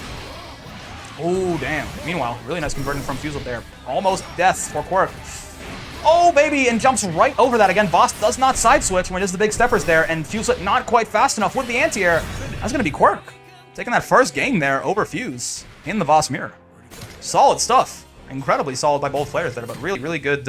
Again, Fuse, unfortunately, just a little bit too slow there on the anti-air in the stance, and again, that stance... did they really have to, like, I know Vasaraga got a lot of good stuff in the patch, but I just feel like maybe it wouldn't even have been that big of a deal. I don't know how often it comes into play, but I just feel like for quality of life purposes, he could have turned around in the stance. Right? Right? Like, is that so bad? I don't know. Anyways, on to game 2 here. Quirk once again finding the early offense here, but yeah, you gotta be careful about that. That EX, the U follow-up there on the EX stance is punishable, right? And Fuse has been calling them out for it. That time they did have the Raging Strike to convert too, right? So Quirk gotta be a little bit careful about that. Oh my god, they jump over it again! What the hell? Ooh, nice. The U-steppers there beating battalions. Armoring straight through it. You can see that that's when you get hit by the steppers there in the EX version, they do force you to stand. Fu's not gonna die there with the 1 bravery, but now in a very dangerous situation. And actually, yeah, not on chip yet, I don't think. I think you can see a little bit of green in their health bar still, but doesn't matter chip or not. Voss can catch you on the way down with that ult command grab, and that's gonna be Quirk. Going up going up a game in this second round. Owie. Yeah, the M stance on Vasaraga takes a step back. That's true. So that is something I guess you could do if people are jumping over you every single time. But also the follow-ups are a little bit slower out of that, so it's a bit riskier. So they did buff it significantly. 6 frames faster after the patch. All right, there you go. Once again, Quirk finding some corner pressure here. That was an interesting confirm there. There you go. neither, you definitely see a lot of these, when these boss dragons are fighting other people, right? They can very effectively kind of take people's legs out from under them, but both of them have been washing their toes pretty cautiously here, right? We haven't seen this like 2M into giant mid-screen corner conversion like we've seen Fuselet and Quirk both get in different instances in different matches. Oh, the Raging Strike! The pushback on the U version there is going to be big enough that's not actually going to connect. And hold on, is this death? Maybe? I think so. Oh my god, the medium command grab buffs there. It does do more damage, I believe, if used at the end of a combo. And that is going to be Quirk. Going up 2-0. Of course, we are in top 8, so it is best of 5. So there's still at least one more game to play here, but really solid stuff so far by Quirk in this top 8. Okay, well, I wasn't spectating. I was like, so both the players, the rematch took a while there, and then I was like, what happened? And I was like, wait, like I thought maybe Fuse did a rematch or something, but instead, here we are. So now we're gonna do some super speed, some hyper zoom in time commentary. Oh my god, corner pressure there coming off Fuse. Oh, the miss the conversion there. U-stepper is not gonna be punishable. It is plus on block. Dodges the command grab. Goddamn, good stuff from Quirk. They run up real fast, like, oh, but gonna get caught out by the ult DP there. And Fuselet gonna take that first round. This fight is even goofier in that speed. Yeah, honestly, that's the buffs that Bossraga needs. He needs to move like that all the time. Man's on my auction house speed, boys. Yeah, this is exact. I'm telling you, I'm. Oh, what? Wait. Oh god, we're still on full speed. Okay, hold on. Yeah, nice corner conversion there from Fuse. Actually, did caution there with the 2M. They've been very good about defending against that so far, but they're gonna jump out of the corner there. Oh, and makes a brave counter. They gets a Raging Strike punish. Big conversion in the corner gets DP though. Is it the ultimate skills to slow it down? I see the ultimate skills to slow it down. Goddamn. Okay, once again, U-steppers are gonna be safe on block. Gets the conversion, jumping in there. This is not gonna be death. I don't think. I think Fuse is probably fine here. Oh yeah. Okay, brave can get off me. Baits the DP there. Jumps straight clean over him. This is gonna be a huge conversion for Fuse too, though not enough to kill. Once again, command grab is jumped over, and another command grab from Quirk is going to do that second round in there.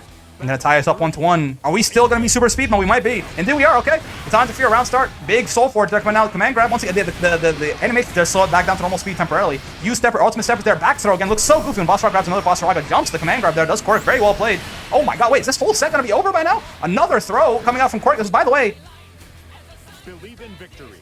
Huh? Battle 1. What happened? I teleported? Next game. I see. So wait, did Fuse win that game? I assume so. Yeah, because if Quirk won, it would have been over. So I guess Fuse did win. They're still going. Okay. We're back. I'm back to. Unfortunately, this is the speed that I must talk at to live amongst the mortals. The high speed commentary there is my more natural state. But unfortunately, I have to go back down to my base form here temporarily. Again, yeah, unfortunately, I didn't realize that I got kicked out of the spectate when they didn't rematch. But now we're back to it. Fuse seemingly won that game there. So now we are back to 2-1. At least Brick can relax a bit. Again, I'm telling you, man, this is awkward for me. I watch all my YouTube videos on double speed. I used to have a problem when I was younger. People told me you talk so fast, I can't understand you. So this is me again. I'm nerfing myself right now. Ow. Okay. Oh, nice command grab there. Catching him slipping. What the hell? Both of those moves just kind of clashing with each other, but nobody really gets... Nice, yeah. Vostoraga has armor and not guard points on a lot of his specials there, so even though he does tank it through, he does still take the damage, right? So Quirk there does get bopped with no health. That's going to be Fuse taking that round once again. Okay, big steppers there, some nice Oki. Didn't decide to go for Soul Forge there, I wonder why. Maybe just would rather have the Oki there on Fuselet rather than the armor. Owie. Battalions once again. The big stepper's going to beat out a spot dodge there. Fuse just keeps walking forward. Just like Rocky said, it's about who can keep moving forward. This is a hell of a conversion. God damn. Oh, and there you go. 2M once again. Cashing the toes out. Now I can fight freely. Yeah, the rock with the leg weights. Exactly. Oh, nice. Okay, there's going to be a big conversion here for Quirk. They got a long road ahead of them here, and the next touch or any sort of invincible DP or command grab from Fuse is going to kill them here. This is a really nice conversion. Let's see. Yeah. Unfortunately, Fuse is catching them on the way down with that command grab. They don't jump it. And Fuse, I believe now, yep, tying it up 2-2 in the set. Believe in victory. All right. 1. Engage. Again, we've been talking about the potential of a reverse 3-0 here in the chat, and it looks like it may come to pass. We'll have to see. Quirk's got to figure something out here. Fuselet, of course, is well known for his very fast internet speed, as it were. Fuse is all about downloading his opponents. I've taken a couple games off of Fuse in like the first game of a set too, but then after that he just beats the hell out of me. So downloading is kind of what he does. He gets a sense for how you like to play, and then it goes very bad for you from then on, right? So let's see if that is indeed what he's done to Quirk here. So far, it looks like it, as he finds some nice corner pressure early on in the round here. Can do a nice little conversion to Soul Forge there. Quirk not catching out that jump, unfortunately. Oh, unfortunately, I like the spot dodge idea there, but that EX battalions does have 2 hits. if it's not impossible to spot dodge, it is very difficult to spot dodge. Unless you do it, like, really, really late.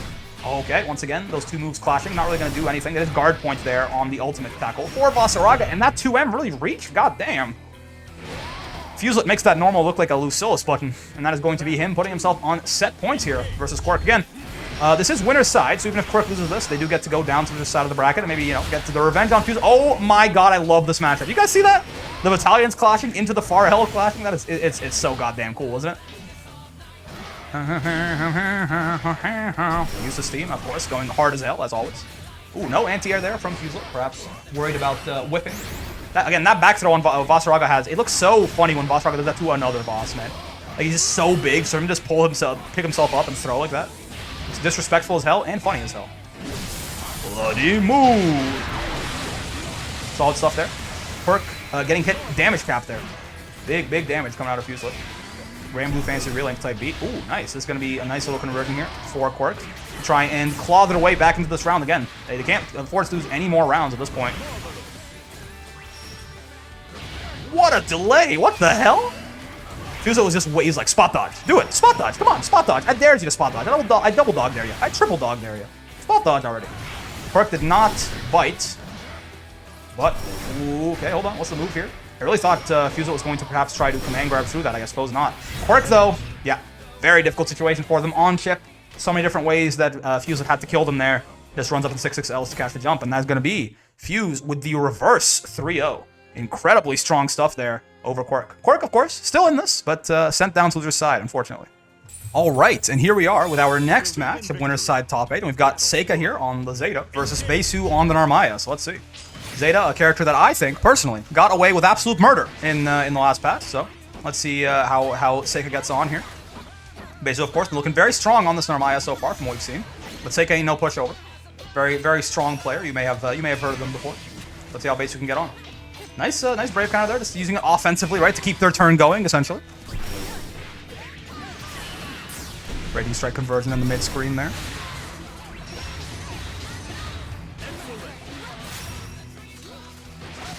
Okay, takes the throw. Oh, okay, actually, did try to jab something out there, but recovered in time to block that UDP, or the U-spin, rather. So pretty safe option there from Seika. Pays dividends as well, doesn't get blown up by U-spin. Besu has been getting a lot of people with that, right? But we're going to see. It seems like Seika's a little bit more ready for that tool. Besu's got to figure something out. Yeah, by the way, those, completely unchanged. I'm just going to... No reason. Just mentioning that, just figured it would be an interesting thing. Anyways, good stuff by Seika to take that first round. Ooh, and that time does actually get caught out by the non-U flip there. Doesn't lead to that much, though. It gives Besu a little bit of a turn. Brave counter there, Spence to take that turn away. Brave counter's right back. Ooh, both whiffing throws there. Funny stuff. Both tried to tech, and both... So one of them tried to throw, one of them tried to tech, and they just end up whiffing each other's face. Okay. Ooh, nice. The restand there. Some nice, some decent damage here in the corner from Besu. Puts Seika in an Oki situation, too. Oh, but the Raging Strike there not going to be responded to in time. Now Besu, no Brave points at all. I don't even want to think about what happens if they get hit with an ultimate skill here. Okay, it didn't happen though. It didn't happen. In fact, that was actually kind of an unfortunate whiff there. Are they dead? No, they're not. But that was a very unfortunate whiff there on the air Blanca ball, as I like to call it. And the parry gets blown up there. Good stuff by Besu to catch the follow-up there, right? You can wait a little bit and then hit Zeta out of the follow-ups of that parry. And they did a very good job with that. Take that second round. Okay, a little bit of Zeta's zoner now. Good spot dodges by Besu, not getting caught out by the blaze either. Zeta can spin that Fang for a little bit longer, right, and catch you out if you try to preemptively spot dodge or roll or something like that. Besu not falling for it, though, gets thrown out of the clash. Great option in clashes, right? It is the fastest option throw outside of a DP or a Skybound Dart. Or an invincible one, of course. Ooh, and solid conversion off the 2U there from Seika. Get themselves out of the corner, get some mid-screen pressure on this 6XL. Ooh. I figured they could have gotten a bit more out of that. You know what? I was talking about a lot of people can just jab Narmaya's 2H there to get a full combo. How about I 2H instead? Definitely a bit of a riskier option. If you do it too late, you can get hit out of it, but big reward too, as Seika takes that first game. Really solid stuff. Diet Pepsi, my beloved. Ooh, 6XL counter hit. That's going to be a nice and easy confirm for Seika to get some good old corner pressure. I will say, Zeta's corner combos do look real cool, huh? Her just juggling you with the spear like that. I always thought it was cool. I've grown to have a big soft spot in my heart for Zeta after I played Relink and learned a little bit more about the lore. She helped out my big boy Vasaraga, and I will forever I'll forever love her for that. Oh, misses again on the block ball though, unfortunately. And okay, once again, yeah. So you see, Seika there is hitting those quick little buttons there. He's teching again. The idea is teching with an attack button. Ooh, that's unfortunate.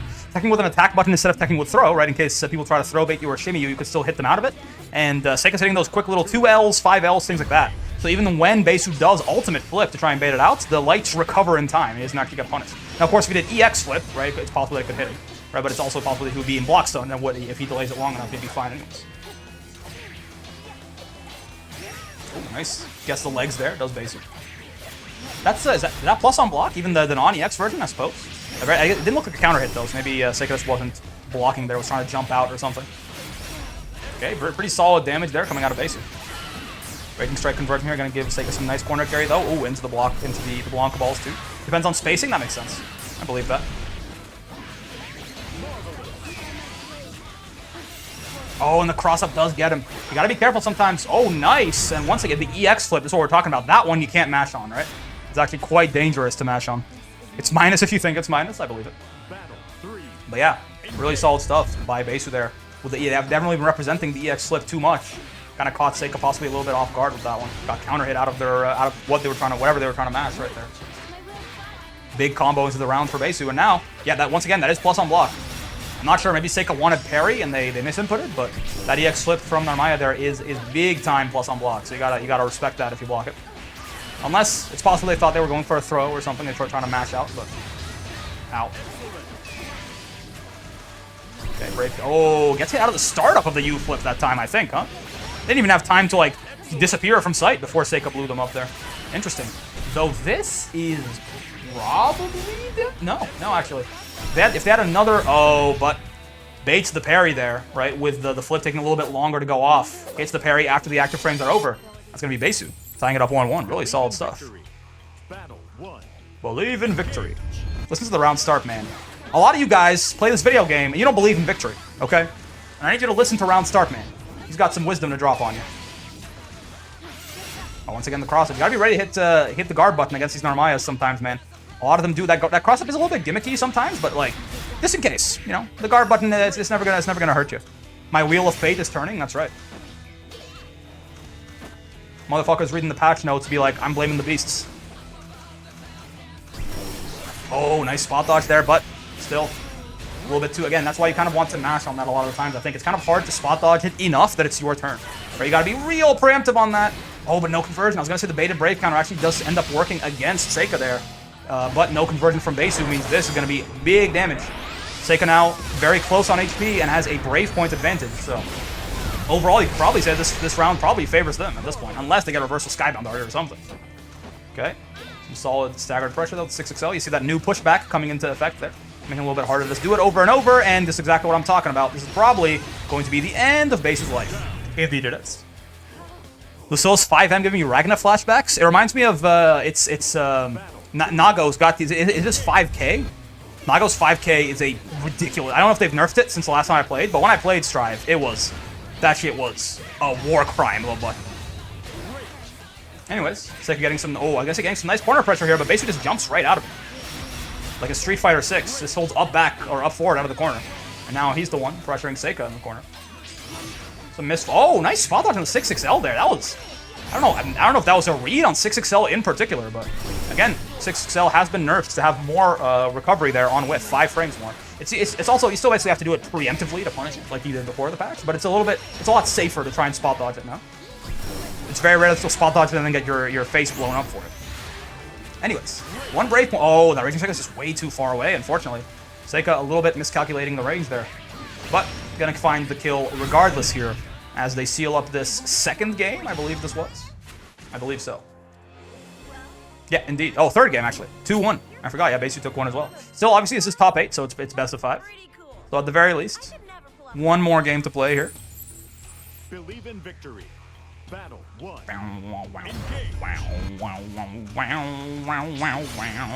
Missed Finer. Not going to quite reach, unfortunately. Not quite the anti-projectile move that it used to be. Oh, wow. Once again, baiting something. That projectile there was... that was an interesting choice from Seika, for sure. Maybe they were trying to beat out something, or maybe that was not necessarily the special they were looking for, but it does get blown up by the flip there. All right, EX flip once again. The parry gets punished, but no, nothing huge. Pretty good for Seika there. Back throw into the corner, solid stuff. Back, oh, once again, up forwarding out of the corner is Besu. Just no fear at all there. It's going to be a pretty nice conversion for them here. Oh, they decided to just go for the reset into some plus frames in Oki, I guess, since they figured that combo wasn't going to kill. Might as well go for Oki over combo damage. Okay, does not get caught out by the U flip. Does Seika. Oh, wow. I was going to say, are they going to catch them down on the way down in time? And absolutely they are. Once again, though, just jumping right out of the corner. What the hell? This has a very good read, apparently, on when Seika wants to throw. I don't know how they got it, but they got there. And expects the parry, too, I suppose. Well done to Besu. Gets those plus frames and waits out the parry. Throws them and takes that first game. Really solid stuff. Feel like Super that would have been better instead of blue special? Yeah, possibly. Possibly. Hard to say. The machinations of the mind of these two players. And once again, though, yeah, baited Brave counter there into Raging Strike gets punished, and another big counter hit starter here for Besu. Okay, I was guessing that's not death, is it? Regardless, Besu doesn't even cash it out as far as they possibly could. Probably, again, wanting to get Oki over just damage and leaving Seika on a sliver of HP there. Blocks the U flip once again. Playing it kind of safe there is Seika. Doesn't want to go down in this game here. Ooh, but the throw, oh, god damn, empty super jump throw. What in God's name? Besu with that throw, tying it up 2-2. Wanted super? Yeah, that makes sense. All right, well, still at least one more game to play here. Believe in victory. Battle 1. One way or the other, this is game 5, so one of these folks is going down to loser's side after this match. So I just get this thing, man. It goes too hard. It's a shame that almost all of the best themes in the game are on characters you never see, man. Okay. Oh, nice. Raging Strike gets counter hit there, and it's gonna be big damage. Is it gonna be death? I don't think so. Oh, okay. Parry conversion not quite working out there. Whatever that was intended to be, I'm not certain. I'm no expert in Zeta corner routes, but oh, and yeah, that's again. So we were talking with Narmaya flip, man. You can definitely do a lot if Narmaya just does it in neutral, like Base has been doing a couple of times. But if they use it as a throw bait or a Brave counter bait or something like that, it can be real deadly. Okay. Oh wow. That's got to be an unfortunate misinput there from Seika. Just kind of flying up. It happens, right? We out here, we in tournament. These things do occur. Takes that throw. Almost in chip distance now. Scary times if your name is Besu. The one touch from either of these players will probably kill the other. Once again, playing it safe on that U flip is Seika. You like to see it. Oh, but gets crossed up once more. Still alive though, and the throw. Just back throw them there, Guilty Gear style. Run up, throw for defense. All right, well that's set point for Seika. Let's see. Narmaya DP losing to lows? Yeah, I don't get it, man. Why? Like, why? It's already a parry. It already loses to grabs. It's all like, I don't know. Regardless, though. Super jump there, not unpunished from Seika. Nice convert. This is wow, that's gotta okay. That's gotta be what they were looking for earlier. How when they dropped that parry conversion. That was some cool looking stuff. That was very clean. Okay, one more big damage coming in on Besu here. Next hit will probably kill them. You gotta be very careful. 2H there, no big red counter sparks, so not a whole lot off of it, but that is almost certainly gonna do it. Indeed it will. Finishing it off with the Blanca ball there in style. As Seika takes that 3-2 over Besu. Well played, well played. But that's gonna be Seika moving on, and Besu sent down to loser's side. All right, here's our next match of top 8 loser's side now. We've got Jance here on the Charlotta. She's doing reconnaissance on her flying technique. Sure, yeah, sure. Whatever you say. I'm gonna be called racist again. I can't have this happen. I can't call her a child one more time. I simply cannot do it. See, like, even Uno is supposed to be like he's like thousands of years old or something. He has very, very youthful features. You know what I'm talking about? Like the mustache helps a little bit, but Charlotta especially struggles against Vayne. Yeah, I believe that. We've got Jance here on the Charlotta versus Trebek on the Honor. So let's see. It's gonna be best of 5. It's gonna be a long road for either of these players. Jance has already had one master rank upset. Let's see if they can try another. Ow. Nice overhead there. Doesn't get a whole lot off of it again, but just gets another turn. Yeah, gets some plus frames there, exactly. Opportunity to counter hit Jance and keep this corner combo going. It's going to be big deeps here. Ends it with super, too. So, large damage coming out here. And a Brave Point advantage now. Excuse me, goddamn. the problem with drinking these diet sodas, man. They got you burping left and right. But yes. Oh my god, what the hell? This raging, he raging struck in the middle of a 100-hand slap there. It still worked out though, I suppose. Fair enough. Trebek taking that first game. I don't think Uno is thousands of years old. Aren't they literally called Eternals? I assume that they're immortal, right? Maybe I'm wrong. I don't know a whole lot about the lore, but aren't they like, they're basically like the universe's like world police? You know, like the Bahamut's and stuff. Like I assume that it's been around forever. Maybe I'm wrong. I'm no Granblue lore expert.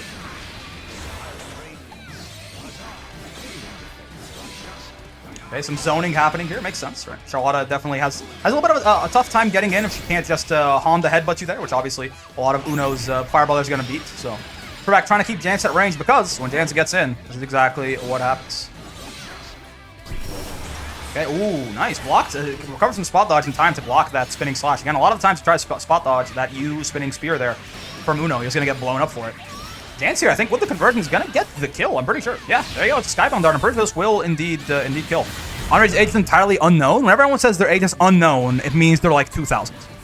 Nobody who's like 37, it's like, oh, age unknown. You know, like, age unknown is always like you are, you know, from since time immemorial type beat. You know what I'm talking about?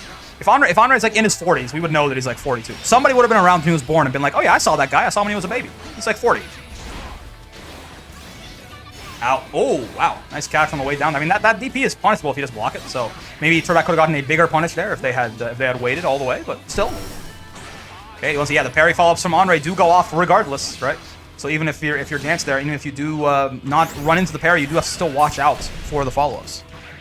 Spiffing young man of 21 years. I mean, again, I'm telling you, he really might be 1,000 years old, but he really does look like 20, right? He's got a mustache, which makes him look. But if you shave that mustache, he's a very useful-looking individual, like all Harbin, as far as I can tell. There's those buffs, right? You can sort of get a little bit of a conversion off of that. Is it 2-3-6 whatever, the ultimate spear thrust there. Regardless, big corner combo there into some more corner pressure from Trebek, going to take that first game over Jance. Jance putting up a good fight here though, but unfortunately just in those clutcher moments, Trebek there calling him out. I've been around since time immemorial. Steven, you are 32. Shut up. Yeah, that's what I'm talking about.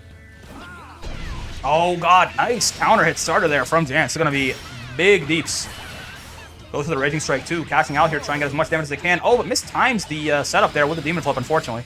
Was a little bit... he's kind of got the cheek creases for a middle-aged... I don't see it, but maybe you're right. Maybe you're right. Maybe I'm... Anyway, this is... Oh, goddamn. I'm saying it's another big conversion here from Jance. He's going to get the kill, I think. Yeah. Jance really putting up a really solid fight here. Let's see. Maybe trying to take the set over Trebek, of course. Let's see how they keep it up. I'm really liking how they've been playing so far. They are not showing any sort of fear, right? Not just letting Trebek dictate the pace of the game necessarily. Of course, this zoning is kind of difficult for Saw to get around, right? And Uno's defense is not exactly horrible either, right? So even once you get in, you can still occasionally do some spooky stuff to you on your own offense. Ow. Ow. Do we have a lore date for when Andre made the Avengers, aka the Eternals? I can't imagine it was like yesterday, right? I don't know. Ow. Ooh. Nice. Oh, I was gonna say a nice conversion off the counter hits, but unfortunately Trebek does drop it a little bit there. Still, oh god. This like very kind of relentless mid-screen pressure there, right? Just like big giant normal into plus frame special move, into big giant normal into 6-6L, into big giant normal into plus frame special move. Obviously there are gaps there, but it's just like it's very spooky if you're Jance to try and find a spot to press there. Unfortunately, they were not able to find one there as Trebek takes that first round, or the second round there. Tied up 1-1 in rounds here in the second game. Ooh, doesn't fall for the parry. Solid stuff. And throws the second parry. Oh, but Trebek not making the mistake of standing up the Demon Flip. Has fought his fair share, I suppose, of Street Fighter 4 Akuma there. Not going to have any trouble with that. Nice conversion there, too, off the lights into the Raging Strike. Again, Raging Strike, a nice conversion in a can there whenever you need it. 2-1 for you, once again. Or is it just... I'm saying 2-1. I don't think that's right, actually. It's not 2-1 for you. It's some U skill. Probably just 2-3-6 you, huh? Anyway, with all that being said. Ooh, okay, the clash there. The spear spin clashing with the Honda headbutt there. Coming out of Wii Honda. Both players got a ton... Oh, I was going to say both players got a ton of meter and not a ton of health. The next... Oh, I was going to say the next hit here might kill from either player, but Jance not quite getting the full conversion they might want to there. And instead, looks like it is going to be Trebek who's going to be able... Oh, God, both... Bit of a drop from both sides here. Everyone getting a second chance at life, but Spear Thrust does combo into itself. And that's going to be 2-0. Obviously, we still have one more game at least to play. We are in top 8 here, but Believe in Commanding lead early on in the set for Trebek. Let's see if Jance can win. We've seen one reverse 3 already, and Jance has been playing very well. So let's see if they can pull it off. Long road ahead of them though. Yeah, and that parry not going to be a great way to start it off. Running into that. Okay, spear thrust. It happens. Yeah, Trebek doing a really good job of keeping Jance away from him until he actually wants to be the one who gets control of the pace up close, right?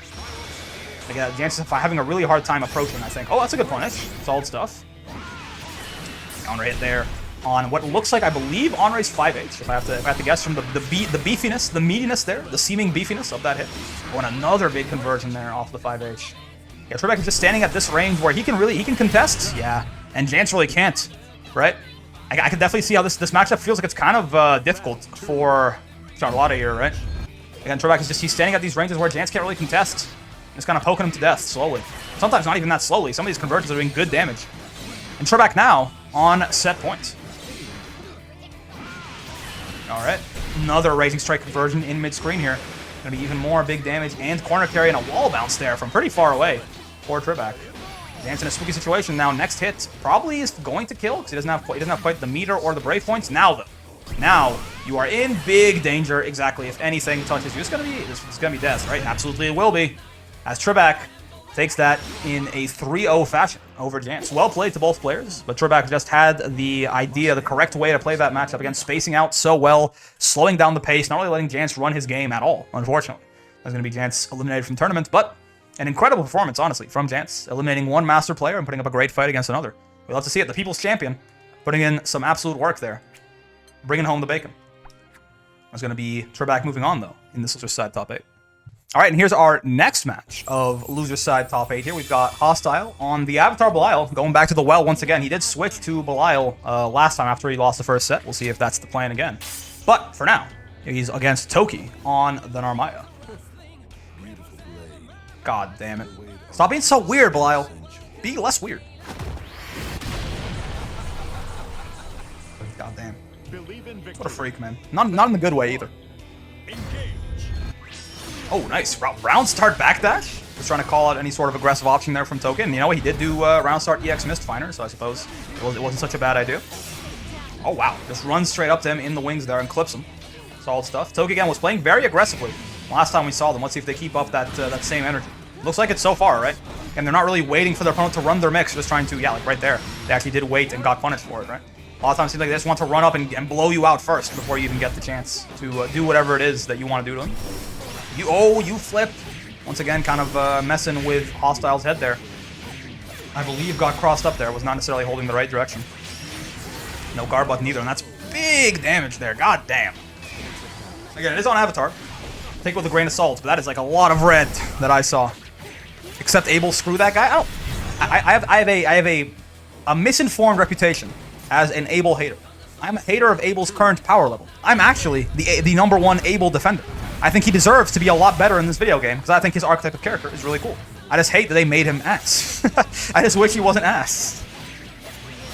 All right, anyways, big old corner combo off the DP bait here from Toki. Solid stuff. Restand. Again, there goes almost half, just about half of Abel's health there. Jumps the super jumps, the dive kick. In fact, he's unable to do much. Exactly, that's what I'm talking about. This is okay, nice. Counter hit started there. Unfortunately, not a ton off, but therefore Hostile, but still good corner pressure there. Gets the little bit of a fake out. Goes airborne and immediately stands back down. Nice guard button usage or whatever he used to block that cross up. Is it gonna hit? I think so, right? Yes, it will. Forcibly. Toki forcing, or that is Hostile forcing Toki to shit their pants. Very sad stuff.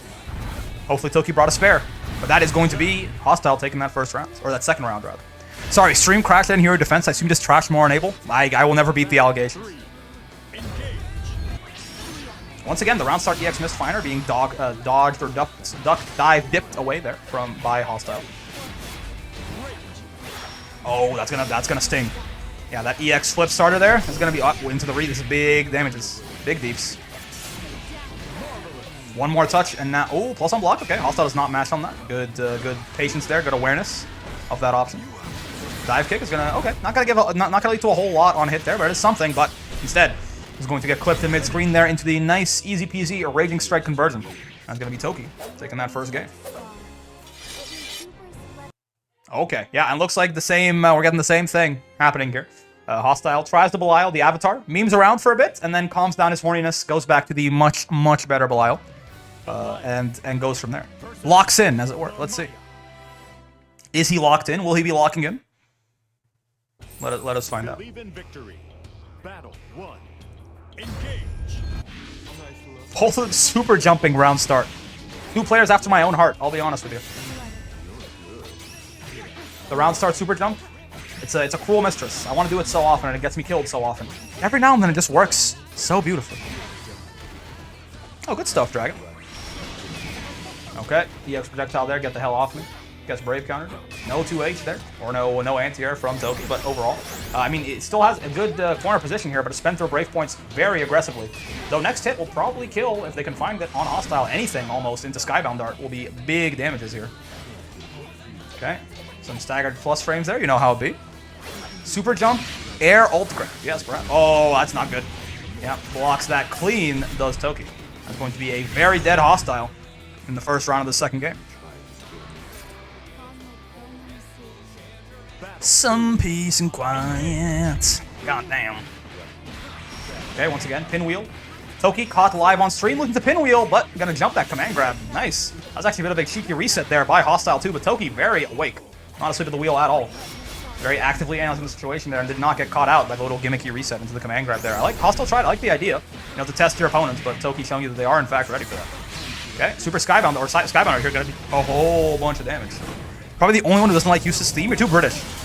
You know, I don't know. Maybe it's just not your kind of music. Oh, goddamn. Empty jump throw. Solid stuff from Hostile there to tie it up. 1-1 in the second game. Battle 3. I don't know how you can not like this theme. You're crazy. All right. The extra violence, metal, piano, or violins. Yeah, sounds about right. Okay, yeah, that 5H is minus there, but he covers the minus frames with DP to blow Toki up there for trying to challenge. Okay, I think that is actually -2. Or not -2, minus as well. That the big slash there, though I don't think it's punishable once he does the EX with all the multiple slashes there. Oh, and the 2H is gonna be a little too slow on the trigger there by Hostile. It's blown up for his trouble. Big counter hit starter here. What the hell? That is not what I think Toki expected. But oh my god! But they just parlay it into a cheeky little side switch reset. What in God's name was that round? Whatever it was, Toki takes it to go up 2-0 here on Hostile. Is that side switch on the restand there intentional? I can't imagine it is. I don't think we haven't seen that yet. But regardless, I'm right there with you. You got the restand was it's to put you on the other side, and then you got crossed up by the. I mean, honestly, this is the fourth time you hummed the song. Yeah, it's not gonna be the last time either. It goes so incredibly hard, man. In the wind, the new leaves are rustling. In the words of Sage Jam, he's twerking on him. That's damn right. Hostile got twerked on. Something fierce there. Gonna have to have that not mess their mental up. Gonna have to try and go from there. Put it behind them and get to work on a potential reverse 3-0 here. At this point, that's what they're gonna have to do if they want to take it over Toki. So it's a good start though. Big corner combo here into Skybound Dart. When are we gonna get a brick cover of UPSETS theme? If I can play any instruments, then maybe. Or I can just play the instrumental and sing over it. When you can win the tournament and then force me to do that. I might veto that though. That's a little too much. Okay, nice catch there from Toki. Low on health though. 1 DP will kill. Oh my god, this double throw. Triple throw. No way. No way. Okay, they didn't. Oh, that counts. Oh no. Oh, but they're gonna win. Oh, but goddamn, they didn't get the punish on the DP. No. This is scary. Nice jump, man. Quadruple throw into blocking the DP. Yeah, Street Fighter 6 mode activated. What the hell? Throw loops coming out from Toki there to put themselves actually on set points now. After that crazy round. This is, yeah. So that Blau DP is punishable, but it is sometimes a lot easier, I think, to just 2H it on the way down and blow it up there. I swear Narmaya players are grapplers in disguise. Kai main detected. Yeah, I mean, if they're a grappler, then I'm all for it. Narmaya players, they're good in my books. Quadruple throw, man. What a time to be alive. Okay, nice. Doesn't get hit by the U flip there, but does still get caught out in the end in neutral. Does Hostile. This is going to be a nice big corner combo for him here. An Avatar. Oh, and I was going to say, or not Avatar. I was going to say Belial's SBA is really good corner carry if he can do that, but he doesn't even need it. He goes for the Oki instead. He's going to do Raging Strike into Skybound Art here, and this will almost certainly. Oh, yeah. That's the kill. That's the kill. They are very dead, and that's going to be still Toki on set point, but Hostile staying alive a little bit in the set here. Let's see. You gotta pull it back now. Go forth, don't look back. Damn right. Kai Kisuke, world-renowned grappler. Ow, ow. You ever see other Blyles use a 2-3-6-U combo? It's probably a little bit meter inefficient for the damage you get, huh? I'd have to imagine, compared to the Skybound darting. God damn. This is a bit of a blender that Hostile has put Toki in here. Yeah, but it's cool. I mean, fair. Oh, that's gonna probably be death, right? Almost certainly. The Exosmodeus there for the extension. Yep. Really, that is a dominant round by Hostile there. Just like completely every offensive option working out there. As that is, I believe, 7 golden letters coming out for them to stay alive here and go 2-1 so far in the set. Reverse 3-0 cooking? Possibly, possibly. Been a while since I've tasted ecstasy. Belial makes me uncomfortable, man. I don't like this guy. Believe in victory. Both in the game and in the lore. Engage. He's just like a big simp too, right? I guess he just wants Lucilius to like step on him or something, but Lucilius doesn't like him. That's my general understanding of the lore. Okay, a restand combo here from Toki. Good stuff. Lucilius #1 fanboy, basically. Yeah. Or Lucilius. I always say his name wrong. That's why I spelled it wrong in the roll thing. Oh god, damn! DP gets caught by pinwheel there. Toki losing the pinwheel live on stream. How does this affect their legacy? Oh god damn! This Raging Strike will affect their legacy very positively. They have enough meter to follow up again with a Raging Strike if they want to. Unfortunately, don't actually do that. But still, going to get a quick little sweep there with, I believe that's 2M, right? To put themselves once again on set points. That's the problem with being down 2-0 in a best of 3 like this, right? Or just basically down to the point where you are 1 game away from losing. Every single game is now survival mode. Current objective survive for Hostile. He throws. Oh god, not this again. Oh, and that really clean shimmy there from Toki into the counter hit H. This is not death, is it? I don't think so. If this was Avatar, he'd definitely be dead. I think Belial's alive here, yeah, but it's looking real nasty. And they try for the counter hit again there. We're just gonna parry on the 5H. Really great call out there from Toki to take that 3-1 over Hostile. God damn. God damn. Kai Kisuke player detected. Now that's going to be Hostile sent out of the tournament, unfortunately, and Toki moving on. Well played to both of our players. And now we move on to our next match. All right, and here we are with our next match of our loser side top 8. We've got Besu once again on the Narmaya here versus Trebek on the Honor. You've seen a lot of these players in action, more than a few times so far. Let's see who's going to get the better of who. Besu again, that very kind of aggressive style on the Narmaya. Could work out pretty well. Not let Trebek just set up and zone them to death, right?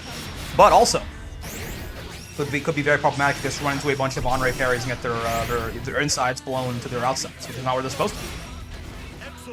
Okay. Nice combo there, some nice pressure going, but nothing too much out of it. The Brave counter gets Trebek out of the corner there for free. What the hell? Besu kind of super dumping themselves into the corner, but that ultimate flip. Parry, on-race parry, apparently, I suppose, only activates on one side of him, right? It's not a bilateral dichotomy, you know, big words that don't make any sense for the context. It's not a bilateral thing there. So he does get caught out by that U-flip and blown up for his trouble. All right, ow. It's a good, just kind of poking, basically they're trying to fight his way out of the corner, and there you go. He's actually finding a gap to surfboard his way out all the way back to mid-screen there. It's a pretty solid corner carry there. But, oh, that feels like that's probably a misinput of some kind from Besu there. Owie. It's really solid mid-screen conversion there from Trebek. The pretty big deeps coming out. 1 Brave point on Besu. Oh, I was going to say that probably could have been a Raging Strike conversion into death, but instead dodges the actual block punish Raging Strike there. Ultimate parry, going to do some work. Not in chip distance yet. Not in chip distance yet. I actually think they still could block another special, believe it or not. But looks like they're not even going to have to. This SCBA, I don't think this is going to kill. Is that crazy of me? I think this is probably not going to kill, actually. Yeah, not even that close. I shouldn't even have brought up the question. But now it's spooky. What do you do? Oh, nice throw there. A good option, right? Beats parry. I mean, beats a lot of mashing, things like that, right? So I like the option there from Besu. Let's try and close out that game, and it works out. Goes up 1-0 here over Trebek after the first game. Yeah, Besu's playing really well, man. This Narmaya has been cooking. Okay. Okay, Brave counter there once you commit to a special. At least makes it so you can't be baited by someone like doing a light into a spot dodge or something. So I like it. Oh, overhead though. Gonna be big damage. In fact, I'm pretty sure you're dead here. Yeah, Raging Strike into Skybound Dart. Oh god, he extended it even further. Oh my god. That was just like, that was so unnecessary. I feel like Trebek could have ended that combo, you know, 20 hits ago and still gotten the kill. But they were like, nah, I'm gonna hit you with the optimals. I'm gonna take your entire life, and I'm gonna hit you so hard, I'm gonna take your son's life too, man. I'm taking your lunch money. I'm taking your 6% year over year annual investments that are growing in the S&P 500. I'm taking all your valuable assets, man. Okay, EX flip there is interesting. You got hit with the low there, I suppose. I don't know why he stood up to block. Maybe he was trying to avoid... I don't even know. There's no instant overhead nonsense that Narmaya can do, is there? Maybe I'm missing something. Regardless, though, gets his toes clipped there into a nice big old corner combo from Basu here. To probably end this, yeah, in super. Just, if anything, to fix their Brave Point situation a little bit. Now back on parity with Trebek. Nice tech there on the throw. Techs it the Aki way, too, with the good old throw button there. Now only one Brave Point on each player. There's a potential comeback station here for Trebek. One big hit could do a lot of work with the extra damage here from the missing Brave Points. Oh, but instead just gets poked for his trouble. Sad stuff. My computer's exploding right now. That's funny. It's always a good time. All right, Spear Thrust, round start. I like this idea. I feel like Trebek has been struggling a little bit in... oh, nice. Yeah, struggling a little bit in the up close, which is kind of what you'd expect, right? Narmaya on it. So the more he can try to zone out to Basu, the better. But it hasn't been working out like super well so far. Maybe he's going to commit to the idea a little bit harder now, though. It is a little bit difficult. He does have a couple of different ways to just teleport right into your face, this character. Now, both of them are punishable, don't get me wrong, right? But it can still be difficult if you're committed to a move already, trying to zone her out. Okay, no Brave Points on Basu. Yeah, I was going to say, it's going to be big deeps. It's going to be Spear Thrust into another Spear Thrust? Oh, no, okay, there you go. Okay, can't get a second one off there, huh? This is chip distance now. Nice dodge on the Spear Thrust there, though, from Basu. Throws the parry. Plus on block. Oh, god damn. Just tries to maybe respect, say, parry there. Gives up their turn a little bit and gets their toes poked for it. As Trebek ties this up 1-1. It's a scary situation there. Honestly, Basu keeping their composure pretty well, considering the horrible position they were placed in. But overall, unfortunately, with that much health on Trebek, even with no Brave Points, so them being on chip distance and any defensive option potentially killing them, right? That was a very, very tough place to actually win from. So makes sense Trebek ends up taking that one. All right, rolls through the Spear Thrust there. Not bad. God damn. Actually punishes the third one straight up. Brave counter. Get the hell off me, says Basu.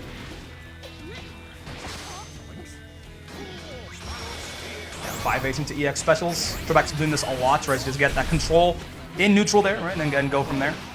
Start running this pressure. It works really well, right? Because that 5-8, I believe that's 5-8 from Onray. It's like such a big, covers so much space there. And it is special cancel. Okay, Basu finding themselves in the corner. Eating a little bit of chip. No need to panic, though. Brave counter, get the hell off me. I love it. Oh, but this is not going to be a combo, right? Yeah, he only gets a combo off of the U parry, right? No Raging Strike conversion there from Trebek, unfortunately. Probably could have killed had they gotten that, but... Oh, wow. It's a Brave counter there. Doesn't get a full conversion either, though. You can definitely tell. Oh, what the... The first one wasn't even gone by the time he threw out the second spear. Where'd he get the second spear? Onray got 2 spears? That's wild. Yeah, that double ultimate spear spin there. Going to put Trebek officially ahead in the set for the first time now. Tied 1-1 from his cheeks. Which ones?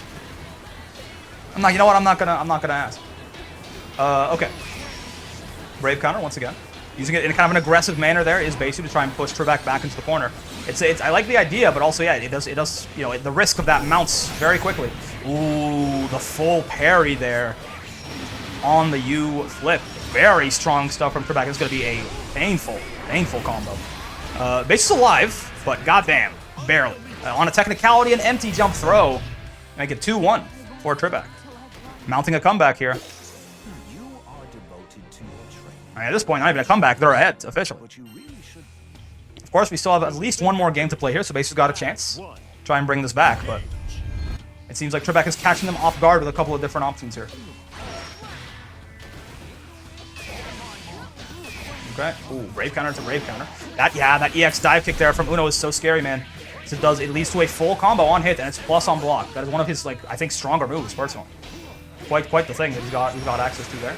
It's going to be another big conversion here. So, okay, no, but at least gets bounced out of the corner. That's something for Basu. Back thrown right into it. Just absolutely getting manhandled right now, it looks like. Onray just taking Narmaya corner to corner and back again. Chip distance now. Oh, okay, the cross-up works out, though. Hold on. Isn't so bad. Staring contest happening. Oh, gets whiff punished, unfortunately. The Foozies. The absolute Foozies. Put Trebak on set point. Let's see. Right. Oh, spot dodging aerials is a bit of a risky maneuver, right? Because aerials do always, they recover immediately as soon as you land. They tend to have a lot, not very much whiff recovery to really blow up there. Gonna get his DP baited next is Besu, and now in a very scary situation, Trebak pushing him into the corner. Okay. Yeah, we have more Unos per capita than anywhere else, I gotta feel like, right? We got like 7 Uno mains in the server or something. Like 8, yeah, something like that. Anyways, Besu fought their way out of the corner in a slightly better position now, but again, just any touch here from Trebak into Skybound Dart is probably going to kill, but hold on. That's a nice starter there on the U flip for sure. Didn't get a ton out of it, didn't fully cash out. Maybe wants to save the meter for potentially another flip, but this oh, okay, hold on. I was going to say this counter hit there, that parry is going to cause big trouble. They're still alive. It's not so bad, it's not the end of the world. That, however, unfortunately, is the end of the world. As Besu, a really good fight put up there, but over time, Trebak just got the better of them as the set went on. And that's going to be Besu eliminated and Trebak moving on. Solid stuff from both players. All right, and we're back here with our next match on loser's side top 8. This will be the last one before we head over to losers to winners finals. But we got Toki on the Narmaya and Quirk on the Voss. Quirk, unfortunately, again, in a very heartbreaking Vossaraga team kill, sent down here by Fuselet in a what was a very close set. So let's see how they do against Toki. Definitely looking to get the revenge there potentially on Fuselet, who's waiting there up to in winners finals alongside Seiko. Okay, big old sights, you know how it be. Vossaraga holding down the neutral with his big buttons. Wow. I thought he was just going to try and armor through it, but instead he just does the light follow-up there and smacks the flip right out of the air. Solid stuff. Okay, Soul Forge up. It's a spooky situation to be in the corner against Vossaraga here with his... Oh, okay, or this guy just teleport out of the corner. Why not? Get DP'd for your trouble, though. Decent damage, and again, gets Quirk's breathing room. This Raging Strike conversion is almost certainly going to be big dead here for Toki. Indeed it is, as Quirk takes that first round. Solid stuff. Gotta love this useless team, man. Oh, big 2H there. There's gonna be some real pain. Yep, and some good corner carry while we're at it. Now Toki in quite the horrible position. DPs their way out of it, though, or at least tries to. Blocks the cross up that time, though. Quirk will not fall for the same thing twice, I suppose. Wow, and that time actually does bait out the anti-air with the U-flip. It doesn't get a full conversion off of it. I wonder why. Did Voss armor through that, or I must have missed something? Maybe that is what happened. I would have expected they would have gotten a bigger conversion off hitting with U-flip there. The charge heavy might have armored through it. I didn't know if they had Soul Forge up. I didn't pay close enough attention, unfortunately, regardless. That U-dash there is going to go right through Toki's pressure and send them to the Shadow Realm, as Quirk takes that first game in the set. Quite convincingly, I may add. Obviously, there's a lot of game left to play, so Toki could definitely bring this back, but that was looking a little bit rough there for sure. You gotta figure something out. I love that Vossaraga covers his own nameplate back there. You can barely even tell that says Quirk in the neutral stance. Okay, blocks that flip. Nice throw. Toki has been a Kai main at heart, clearly. A grappler at heart. Just doing a bunch of throws on wake up to people. Staggered 5Hs there. Crazy stuff. It's gonna be a big combo. Vossaraga's got a lot of health, but this is still gonna hurt regardless. Ow. 2 Brave points only, too. So Brave point advantage, health advantage is a very strong looking. Oh, and baits the Brave counter. Really good stuff by Toki there. So they have to figure something out, and they at least, you know, if they haven't yet, they're on the way. 7 golden letters coming out there. Very, very dominant round there from Toki. Oh, what? Unfortunately, right away they'll get their DP baited in the next one. Oh, nice. This is what I was saying. A lot of Narmaya's, she does have a couple of ways to get it on you for free, but both of them are kind of gimmicky, right? The U flip and the cross up dash there. They can both actually be matched on, right, if you're ready for it, and Quirk there was in fact ready.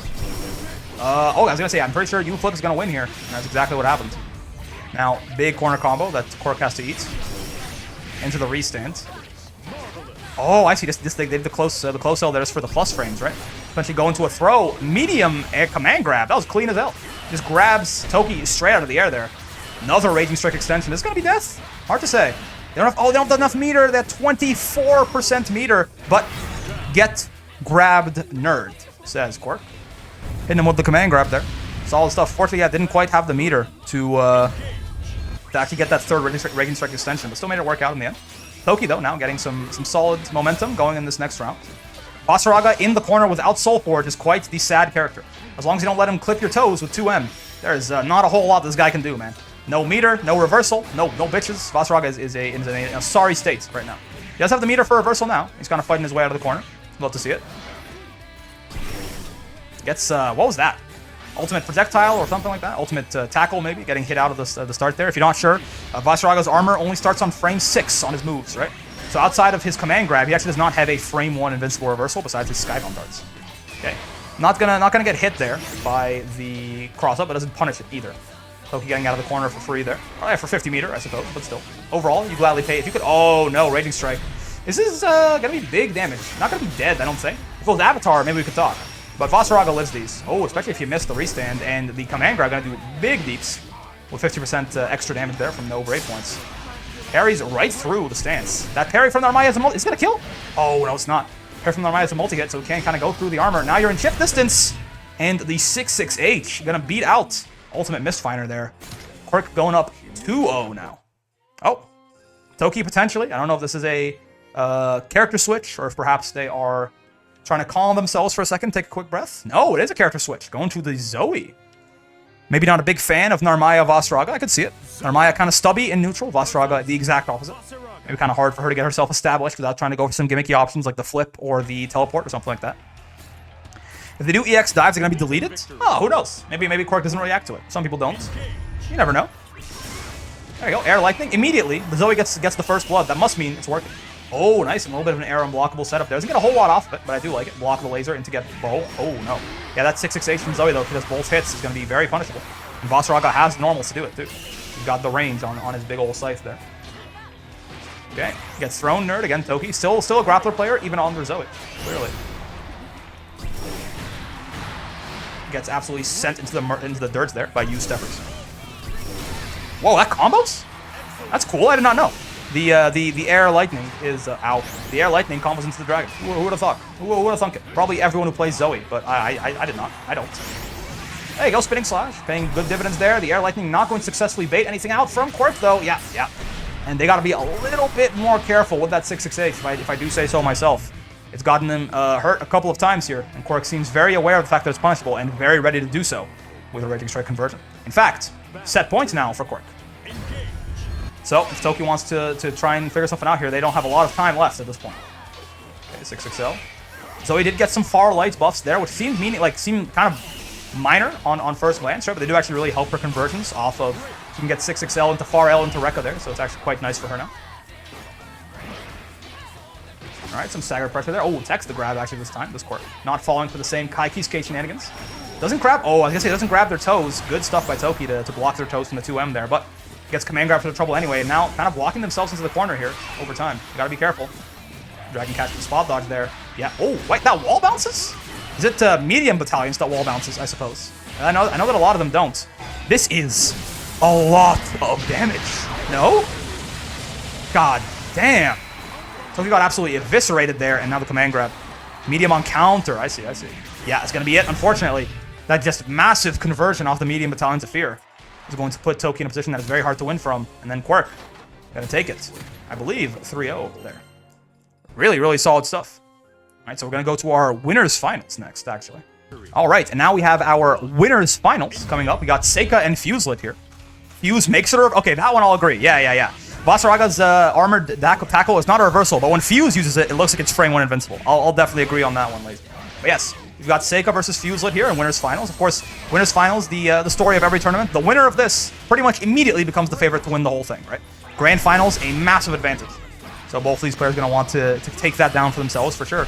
Fuse, though, off to a very strong start here. No bravery, but it doesn't matter. He uses brave points aggressively to keep his turn going. And allows him to keep Seika in the corner that whole time there. It's a combo, but also it's good for mashing on gaps in pressure, right?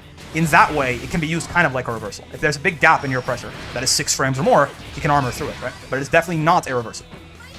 Anyways, with that being said, on to sorry, having some discussion here before I started recording again about whether or not Vasaraga has 2 reversals. He doesn't, for the record. He has 1. His command grab is a reversal. The U tackle starts up on frame 6. Oh god. Oh wow, doesn't even decides to not even spend the brave point, I suppose. I'm not sure if Fuselit did that on purpose or if he just didn't brave counter in time, but I guess would rather save his brave point there and just eat the Raging Strike combo. If he did do that on purpose, I kind of see the point there too, right? No brave points is a lot worse than 1. Oh, and the medium command grab there going to fail him. Kind of a pretty assy anti-air sometimes. That air Blanca ball, I believe, from Zeta is minus on block. Actually, maybe even punishable on block, but not by Vasraga. 2M. The move is kind of slow at 9 frames. Seika, another Raging Strike landing, and taking that second round there to tie things up with Fusel. Let us see. Oh, 2M once again. Yeah, Fusel is so good at taking your toes out from under you there with that 2M. Scary, scary times. Okay, overhead there. Not a ton of reward, but it's something. Oh, nice parry on the battalions. Stop him right in his tracks there. That also eats up Fuselet's Soul Forge. Yeah. You gotta spend, yeah, once again. Oh, actually, no, that time it didn't. Funny. But he's gotta spend the Brave Point there to get himself some Soul Forge back. It's a nice little conversion here in the corner by Seika. Whoa, what the hell? Huh? Is he gonna steal the corner like that? That's very interesting. I guess that makes sense. He wasn't even, I just, honestly, I figured Fusel was already in the corner. So he wouldn't have to worry about that kind of thing. Gets back thrown out of it for his trouble. 6XL. For some reason I had a feeling he was going to do all three, but I guess that is really risky, right? Obviously Zeta can go back after, oh no, and Vasraga's 2H is unfortunately pure ass. That move sucks. It doesn't cover as big or as quickly as you think it might. So Seika gonna jump clean over it there and take that first game over Fusel. Really good stuff. Of course, lots of game to play here still. We are rocking a best of 5 here. So we'll have to see. Soul Forge up. Oh, nice. Run up counter hit there. Those parry follow-ups, man. Even if you do wait out Zeta's parry, of course you can just kind of blow her up at the start of the follow-ups, but if you're not careful, even if you wait out the parry, she can still very much bop you with one of those follow-ups. Okay, Soul Forge back up here. Again, a lot of Vasraga's combos are kind of about... oh, I actually wonder if Fusel could have gotten a punish there. Hard to say. It was a little bit of a weird interaction, to be fair. But yeah, a lot of Vasraga's combos are honestly, sometimes it's kind of, he trades maybe a little bit more damage or a little bit more corner carry or something like that to just get Soul Forge back up, right? Because when this character has Soul Forge up, he's a character. When he doesn't have Soul Forge up, he is kind of not really a character. He's, you know, he's kind of he's still a character. But like, Soul Forge is the heart and soul of this entire character, to be sure. Ultimate DP there, coming out. Putting Seika in a very dangerous situation now. Basically, any little command grab or anything like that's gonna kill. He does dodge that command grab though. Has the same idea there. Calls Fuse it out. It's gonna be another ultimate skill here. Big damage. Fuse is alive, but they are hurting bad. Of course, no. I was gonna say no BP on the side of Seika means they're going to die to basically the next thing that touches them, and Fuse catches them on the way down there with that ultimate DP. Let's take that first game. Ooh, nice backdash from the battalions there. Catches your toes. Watch out for your toes, in fact. Well, I guess it was a counter hit, though, so it wasn't blocking lows. So he was mashing the button and got bopped out of it. Parry. Ooh, the pogo mix. That pogo stuff from Zeta is like, it's technically like, in like, the narrowest definition of the word, that pogo stuff is kind of not real. But man, is it still really difficult to do anything about, in my opinion. Ow. Once again, Fusel taking your legs out from under you. Raging Strike conversion there for some more big deeps. He's not reversal there, going for some even further combo conversions at the cost of some meter. Nice spot dodge and laser there. Oh, baby, the big stepper since the command grab. Suddenly, kind of a spooky situation here for Seika. Voss does a lot more damage in the corner than he does outside of it. That's just like most people, but I feel like it's a really big difference for Voss. Outside the corner, if he doesn't Raging Strike, he does like nothing, right? But then in the corner, he has some really, really big damage. So you really, like more than almost any character in the game, I feel like you really want to avoid letting Vasraga bully you all the way into the corner. Okay, both players are kind of sitting there staring at each other, trying to figure out what the next move it should be. Once again, Seika, though, really good at calling out these command grabs from Fuselet. Takes that round once more off a command grab punish. You'll love to see it. Let's see. Round start EX projectile. Give yourself some room to breathe there so you can Soul Forge. I like the idea. The big steppers once again. Yeah, I was going to say armoring through the parry follow-up that time. And Fuselet is ready. Okay. Oh, whoa. Yeah, Vasraga is such a gigantic scythe there. The Brave counter actually just whiffs straight up. Vasraga is no longer in range. Nice. Yeah, so I like the idea there to switch to a follow-up too, right? To refresh the armor on Soul Forge. It's gonna be dead. God damn, wait, this is death, isn't it? This last part of the SB doesn't do a whole lot of damage, but I think so. Wow. Yeah, I like the idea to use that follow-up there on the stance to refresh the armor, right? Vasraga gets 2 hits of armor on each part of his stance, essentially. So after getting 2 hits of the armor on the steppers there, he does the lights to get 2 more hits of armor. So very, very solid stuff by Fuse there. Taking a game back. Oh god. Gear to, oh no, a little too early on the command grab. I feel you as a Diva main. I feel your pain. The most disrespectful back throw in the game coming out of Vasaraga there. Just picks you up and tosses you aside like you're dirt. Ooh, okay, nice jump out of the DP there by Seika. Fuse jumping out of the corner. Vasaraga does look really funny when he's airborne, huh? It's like this giant hunk of metal there. Okay. The big steppers once again using up the Soul Forge there. Yeah, no armor that time to go through it. Oh, doesn't react to the whiff throw fast enough. Could have been a huge opportunity there for Fuse, but unfortunately, not quite ready. Okay. Oh, wait, that's a conversion? I was like, okay, gets hit by the parry. I didn't realize he was going to eat a full combo for that. God damn. Okay, a little bit of wild beat action. Oh, and this is... Wait. Oh, it did less damage because it was on cooldown, I suppose, right? Okay, I think you're dead still? No, just barely not. That's the Vasaraga difference right there. That 18k HP. Oh, 66L into the... Oh, God. The 236U there. Good stuff for Fuselit. Big conversions mid-screen. If Vasaraga manages to land that. I'm sorry, I just love this use system. You gotta allow me. Voss 2 tanks, that's all I'm saying. Ooh, nice low on the auto combo. That is the more rewarding option out of the auto combo follow-ups, right? People are usually blocking low by default anyway, I suppose is the reasoning there. Actually gives you a hard knockdown. Command grab there. Ooh, Vasaraga really just call you an idiot right before he grabs you, huh? Oh, nice. Covering the minus frames with DP. Once again, just command grab into command grab. Alright. Big corner starter here for Fuse. It's gonna be, oh god, this is... I said big corner starter. That's more damage than I thought he would get off of that. Oh my, wait, you're dead. Raging Strike. Oh, Jesus Christ, man. This character's combos are weird, but Fuselit knows them, and when he finds them, he makes them hurt. Combo, yeah, that's why I'm like, what? Huh? Really strong stuff there. Of course, still at least one more game to play here. Seika composing themselves, possibly. Giving themselves a little bit of time to breathe there before they move forward. They're not so far behind her. It's 2-1. So they are... It's not a reverse 3-0. Making you want to play Voss? I warn you, man. Fuselit makes this character look... this character is not what Fuselit makes it look like, man. Like, this is not Vasaraga being awesome. This is Fuselit being awesome, man. This character is a struggle of a character. Even after the buffs, I think that's probably still true. A little bit less. But it's just like, Fuselit is just built different, man. I don't know how he does it. Character specialist. We love to see it. Oh, once again, the big wall bouncer off the time. Doesn't get anything off of it. That Raging Strike, though, is going to be a big... Oh, my God. Once again, just crazy conversions there.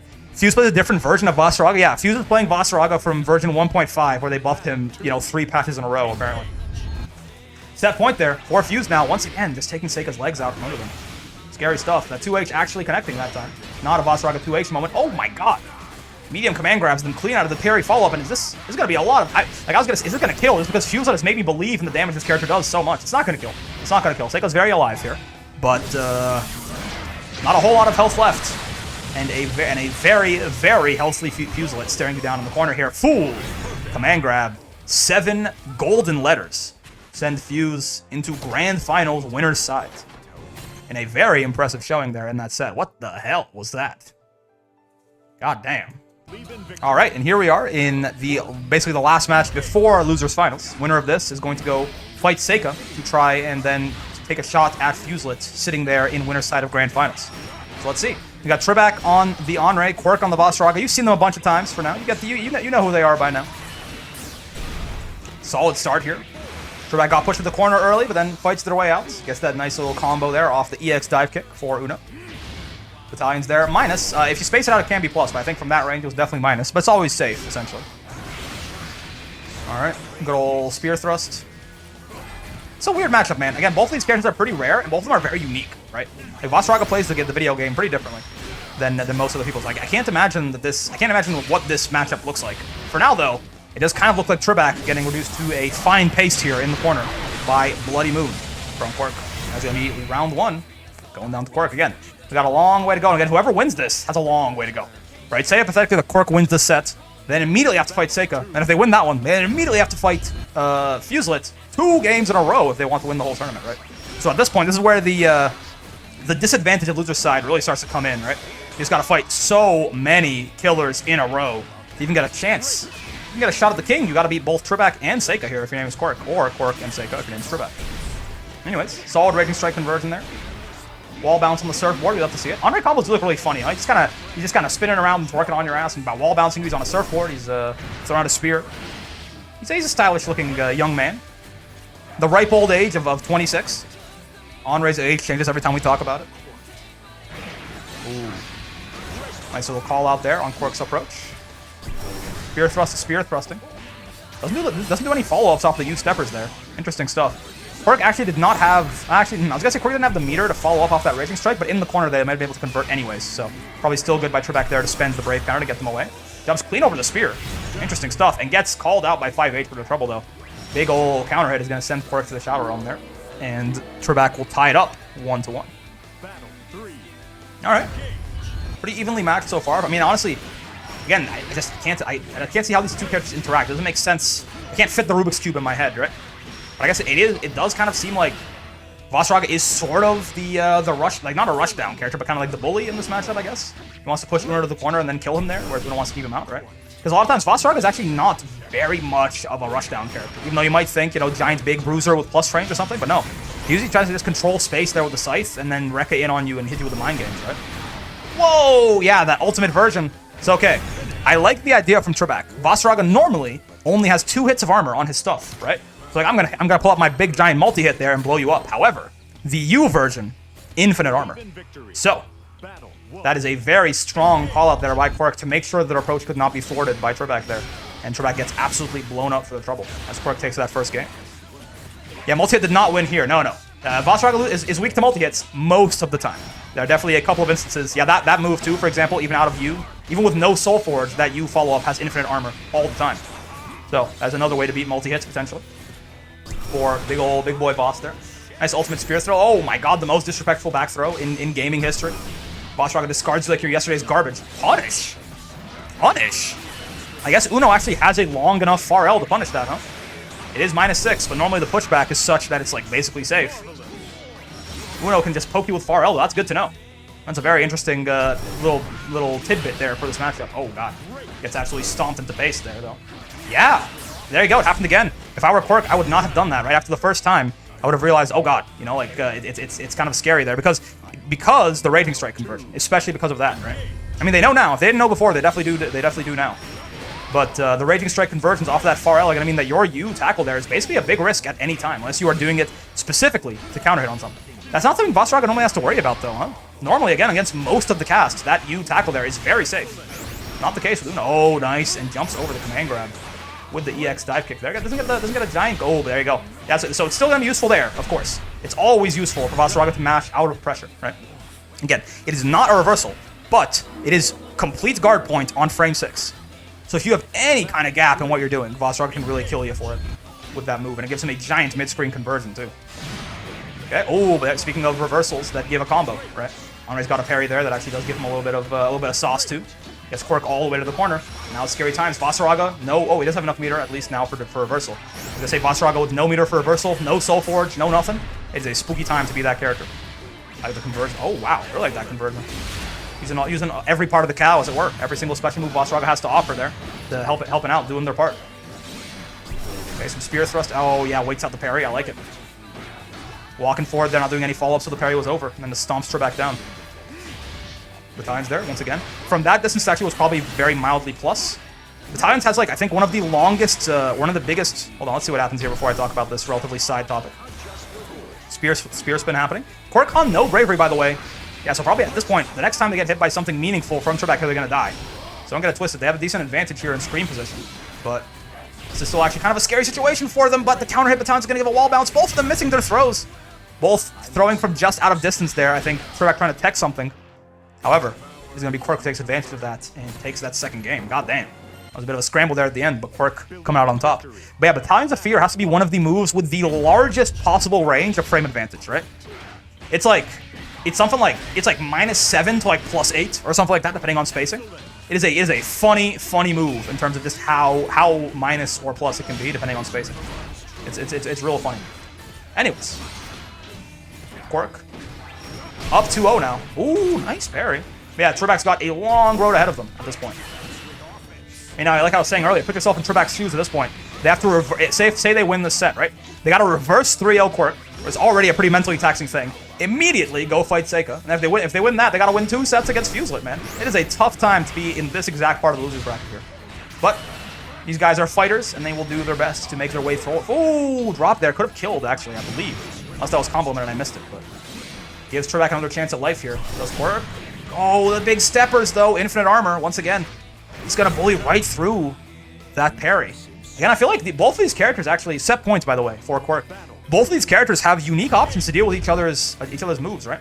Like that parry from Uno is usually pretty reliable if he can call out a move. But with the U steppers there, with some of the follow-ups from Voss, you can just armor right through that thing. And then also, again, Uno having the tools to actually punish the U tackle from Vasaraga.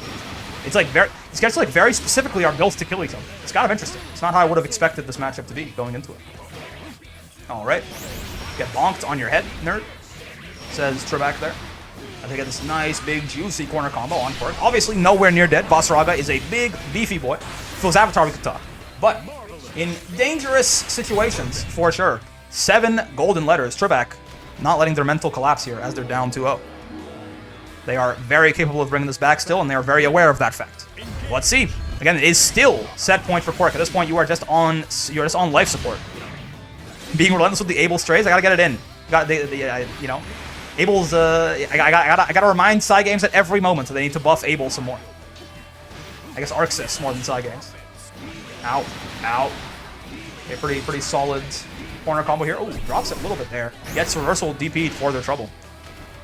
And you're on survival, current objective survive right now. If your name's Quirk, can't drop a single round. I mean, at this point, oh god. If you lose this round, you are out. And at that point, you still have 2 more games where every single round loss puts you on life support.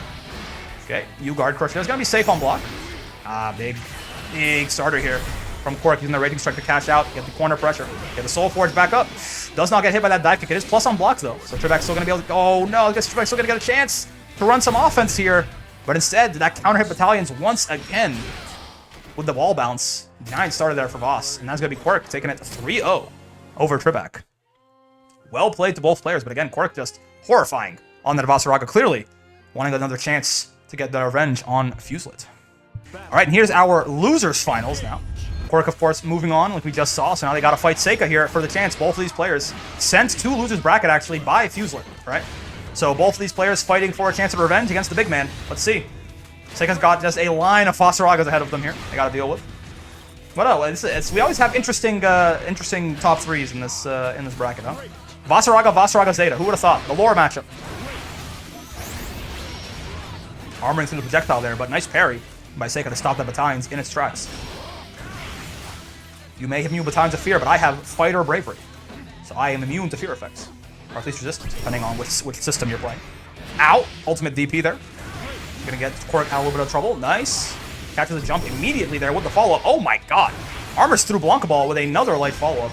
Oh, and takes the legs out from under Seika. Solid there. Solid stuff by Quirk. Using the armor very effectively to stop a lot of what Seika wanted to do in his tracks. I don't think I've ever seen that ultimate Blanca Ball get armored and blown up like that. Okay. Nice tech throw there. Puts Quirk in the corner, and now again, we talk about it. We're going to talk about this a lot probably as the tournament goes on here, but Vasaraga in the corner, no Soul Forge, no meter, no bitches. He's in a tough spot here. So yeah, Seika just gets to basically, he's got no 5-frame lights, no nothing, right? So this character's defense is incredibly stinky, especially if he doesn't have meter and doesn't have armor. Oh, okay, hold on. Just fight their way out. Finds a gap there to stick in the U dash. Armors through the parry follow up, but nothing, no punishment on either side there. Just kind of have to reset back to respectable neutral. Command grabs the parry that time though. This is spooky. I was gonna say any follow up from Vasaraga here is gonna be not death but big damage. Though no brave points at all on the side of Quirk now, but just hits some meaty. Goes for a little bit of a 50-50 there with the grab, I suppose. I'm kind of surprised the lack of fan in this tournament. I'm gonna be honest with you. One, yes, he's very new. 2, he seems a little stinky. It's way too early to tell. It's way too early to tell. But he seems a little stinky. Ooh, okay, yes. So Seika was, I mean, as far as I'm aware, they are primarily a Nier player. They've been rocking Zeta in this tournament so far, but pushed to the edge here, pushed to the brink. Linkin Park, I'm about to break type beat. They bring out the fluorescent blue PlayStation Nier. Let's see. Nier does have a lot of different ways to mess with Vasaraga's armor, right? Lots of multi-hits on this character. And also, in general, I think lots of ways to abuse Vasaraga's bad defense here. Nice spot dodge in the times there. Back throw incident. Let's see how it goes. Brings out the slashes. Ooh, nice hit, but again, Quirk very familiar with the matchup here, clearly finding the gaps where they can actually mash on Death and get them out of here. Brave counter, that's not bad. Oh, I'm guessing not bad, using one of Nier's Brave counters up. It's going to be, those Brave counters are going to be a big problem for Quirk to chew through, right? Every time they get in, getting a Brave countered out, they're going to have to get in again. Yeah, 50-50 there. He still got that. Bane is totally my type, but I want to spend $8 for him. Can you buy him with rupees in the shop? I forget. I didn't check. You can buy him in the shop? There you go. So just save up 22,500 rupees, Dragon. Nice and easy. Back throw incident there. Sends Quirk back into the... Oh, no. I guess it sends to the Shadow Realm, but... Oh, no. The Raging Strike didn't convert. Bit of scrambling. Oh, my... I mean, it... Oh, god damn. I can't even talk fast enough with how much stuff is happening, man. Lots of just unfortunate... 36,000? Oh, no. Lots of unfortunate stuff happening in that round. But basically, at the end of the day, the DP is still going to save Seika there and give them that round. It was a massive scramble, but Seika did come out on top there, picking a good spot to DP and kill Quirk. Okay. Here's the good old... Ooh, the good old volleyball combo I was going to say, but of course, all of Nier's combos now end if there's ever a misfortune. Whenever there's a DP, the combos do end. I'm more likely getting a house in this economy than Vayne. That's what I'm saying, man. I live in Toronto, man. The houses are not affordable around here, I tells you what. Ooh, nice 6XL. Again, Nier's 6XL did get touched by the patch, but it's still very easy for her to convert off, right? The range is just a little bit lower. That is a big, meaty Skybound Dart there, getting shoved right down Vasaraga's throat to take us to 1-1 in this set so far. Oh goodness, Toronto, bro. I don't even want to. Let's not talk about the housing market right now, okay? But it is rough. We out here renting for now, at the very least. It's okay. Like and subscribe to the channel. Make me a millionaire, and then maybe I can try to afford a house in Toronto. Nice and easy. Anyways. Second game coming in here, or third game, I suppose. Ooh, I like the delay there on the battalions from Quirk trying to catch Seika as they land, right? But unfortunately couldn't quite hold it for long enough there. Vasaraga's got to go after a certain amount of time. I think the EX one he can hold for almost forever, right? But the other ones he can't delay for quite as long. Death's kind of, yeah, this is the scary part. I was going to say, Death being on the other side of you like this is exactly what Nier wants. Because he gets this big old volleyball combo here, yeah, into this. Okay, nice blocks by Quirk, though. But again, that is, yeah, when you have Death behind you and you're in front of you, that is probably one of the worst situations to be in this video game to this day. Even after the nerfs, that did not, don't get it twisted. That's still horrifying, and the DP is going to whiff, unfortunately, for Quirk. And this Nier has been working out really well for Seika now, as now they are officially ahead in the set. 1-1, but Seika ahead 1 round now. Nice smack there, though. Again, Quirk really finding the opportunities where they can kill Death. Solid matchup knowledge. Gets spot dodged in the battalions, but techs the throw. Not quite minus enough there to get punished properly.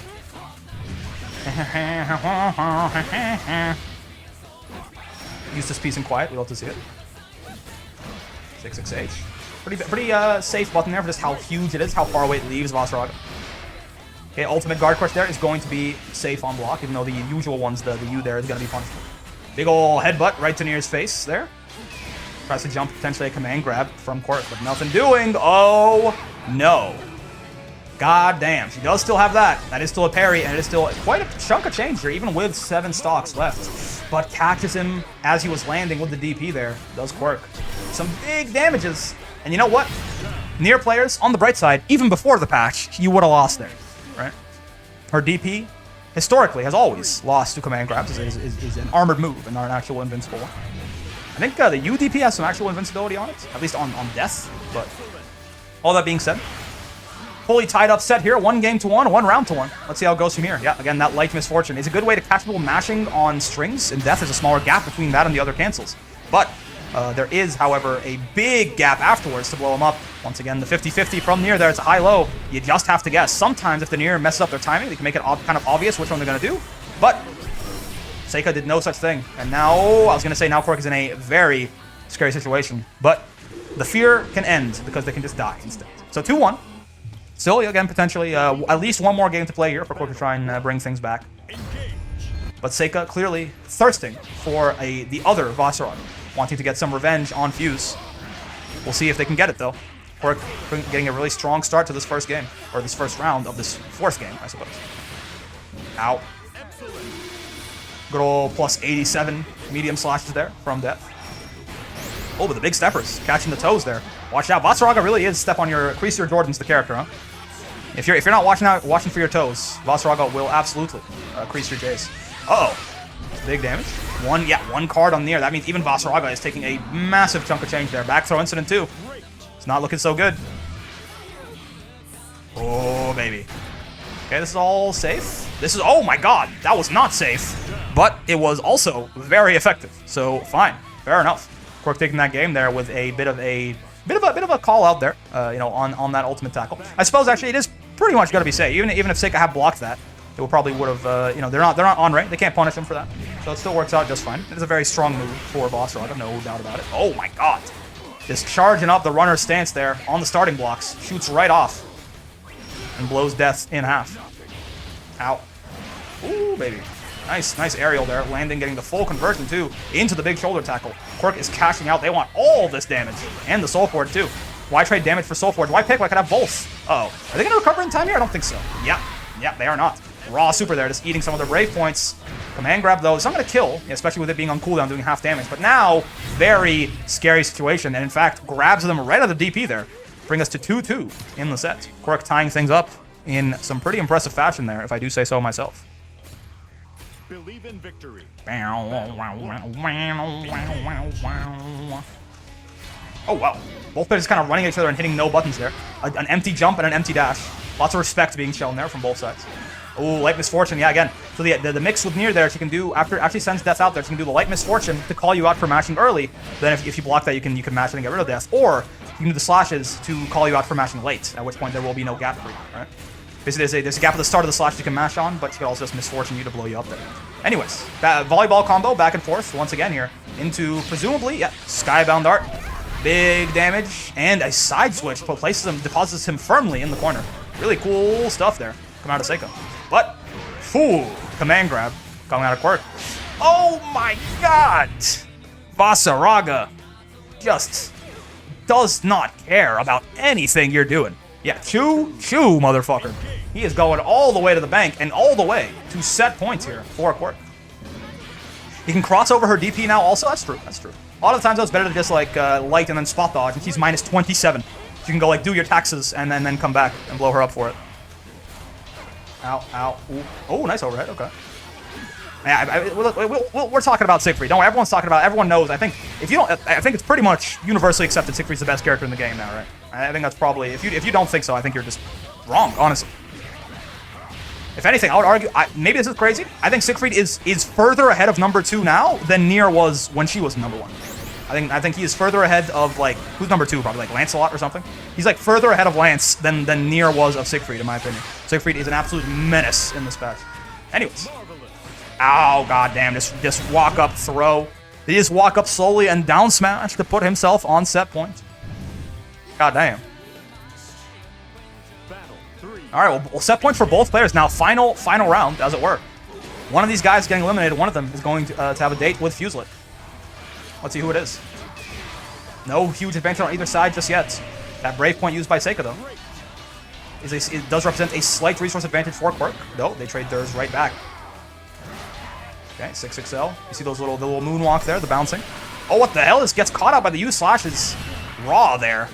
Horrible news for Quirk, as now they eat a big old combo into tons of pressure, trying to spot dodge there to bait a brave counter. That is still something Nier can do better than almost anybody else in the game. They're going to spot dodge the ultimate tackle too. This is nightmare scenario right now for Quirk. This is such a scary round at this point. Though, they're staying calm. DP to get themselves out of there. At this point, even the DP nerfs don't matter. If Nier's DP connects, you will die. Oh god. Yeah, it's just so hard at that point to avoid chip. Like, what are you supposed to do? And that is going to be a very solid just closing of the noose there by Seika to eliminate Quirk and get their second chance at revenge on Fuselet. Really solid stuff to both players. But Seika just pulling it out at the very end there. All right, and here's our grand finals of the tournament. Of course, Fuselet here on winner's side and Seika on losers. Just won losers finals there, as you just saw. So, this is, I mean, both of these players very strong, but I mean, even just baseline, you have to imagine there's a massive advantage for Fuselet going into this, right? If you're Seika, you gotta win 2 sets in a row against a guy who has not dropped a set yet. So, very difficult stuff here. But Seika's been looking very strong, especially after they switched back to this Nier. They seem very comfortable in the Vasaraga matchup on Nier, right? So, If anyone could do it, they definitely look like they are able to. They had a very strong showing against Quirk there. Of course, Fuselet, though, bit of a different class of criminal. There's Vasaraga's, and then there's Fuselet, right? He kind of makes this character look like a completely different version of himself that was buffed like twice in a row or something, even more than we already got. Big ol' Bloody Moon there. We're gonna put Seika in a pretty precarious. That's the precarious spot already moving into this round, but they fight their way out there. Death, if no one got my back, Death got my back is basically the whole story of Nier's lore, because no one in fact does have her back except for Death, kind of. Some people try, but then Death kills them, and then it's only Death. Pretty textbook manipulative relationship stuff, and pretty textbook creasing up the J's by Fuselet there, as he just steps right on Seika's toes to make things pretty difficult for them to take that first game, or first round. Ooh, nice punish there. Jumps clean over the, is it 2M or 2U? One or the other. Regardless, gets a nice 2M punish of their own there. To be fair, it's very unhealthy codependence on both sides. That's a primal beast, man. I'm sure they're fine. All right. Oh my! Look at these. That's what I'm talking about, man. What the hell? I did not know that Vasarga could do that. What the hell am I looking at, man? Like, is Fuselet playing the same version of this character that everybody else is? I feel like he's not. That's what I'm saying. What? God damn, man. It is a character specialist, man. In every single fighting game. Don't get it twisted. Vasarga is not good, by the way. Vasarga sucks. Fuselet's great. That's the difference, right? I don't want to hear any nonsense about character. Oh, he got buffed in the patch. Vasarga is still like pretty bad. He's just a little bit better than he used to be. But yeah, Fuselet makes him look top 1, man. What a monster this guy is. We love character specialists, man. In every well, the command guard was a reset. But even just the corner combo before that did an absurd amount of damage. I feel like. Ow. But yeah, character specialists in every fighting game, man. It is a beauty to see, and Fuselet is no exception. Okay, 2-1-4-U there. Not getting spot dodge this time around. The DP there, unfortunately. Not Death anymore. It would have been before the patch, but now Fuselet still gets another chance at life here. Ow.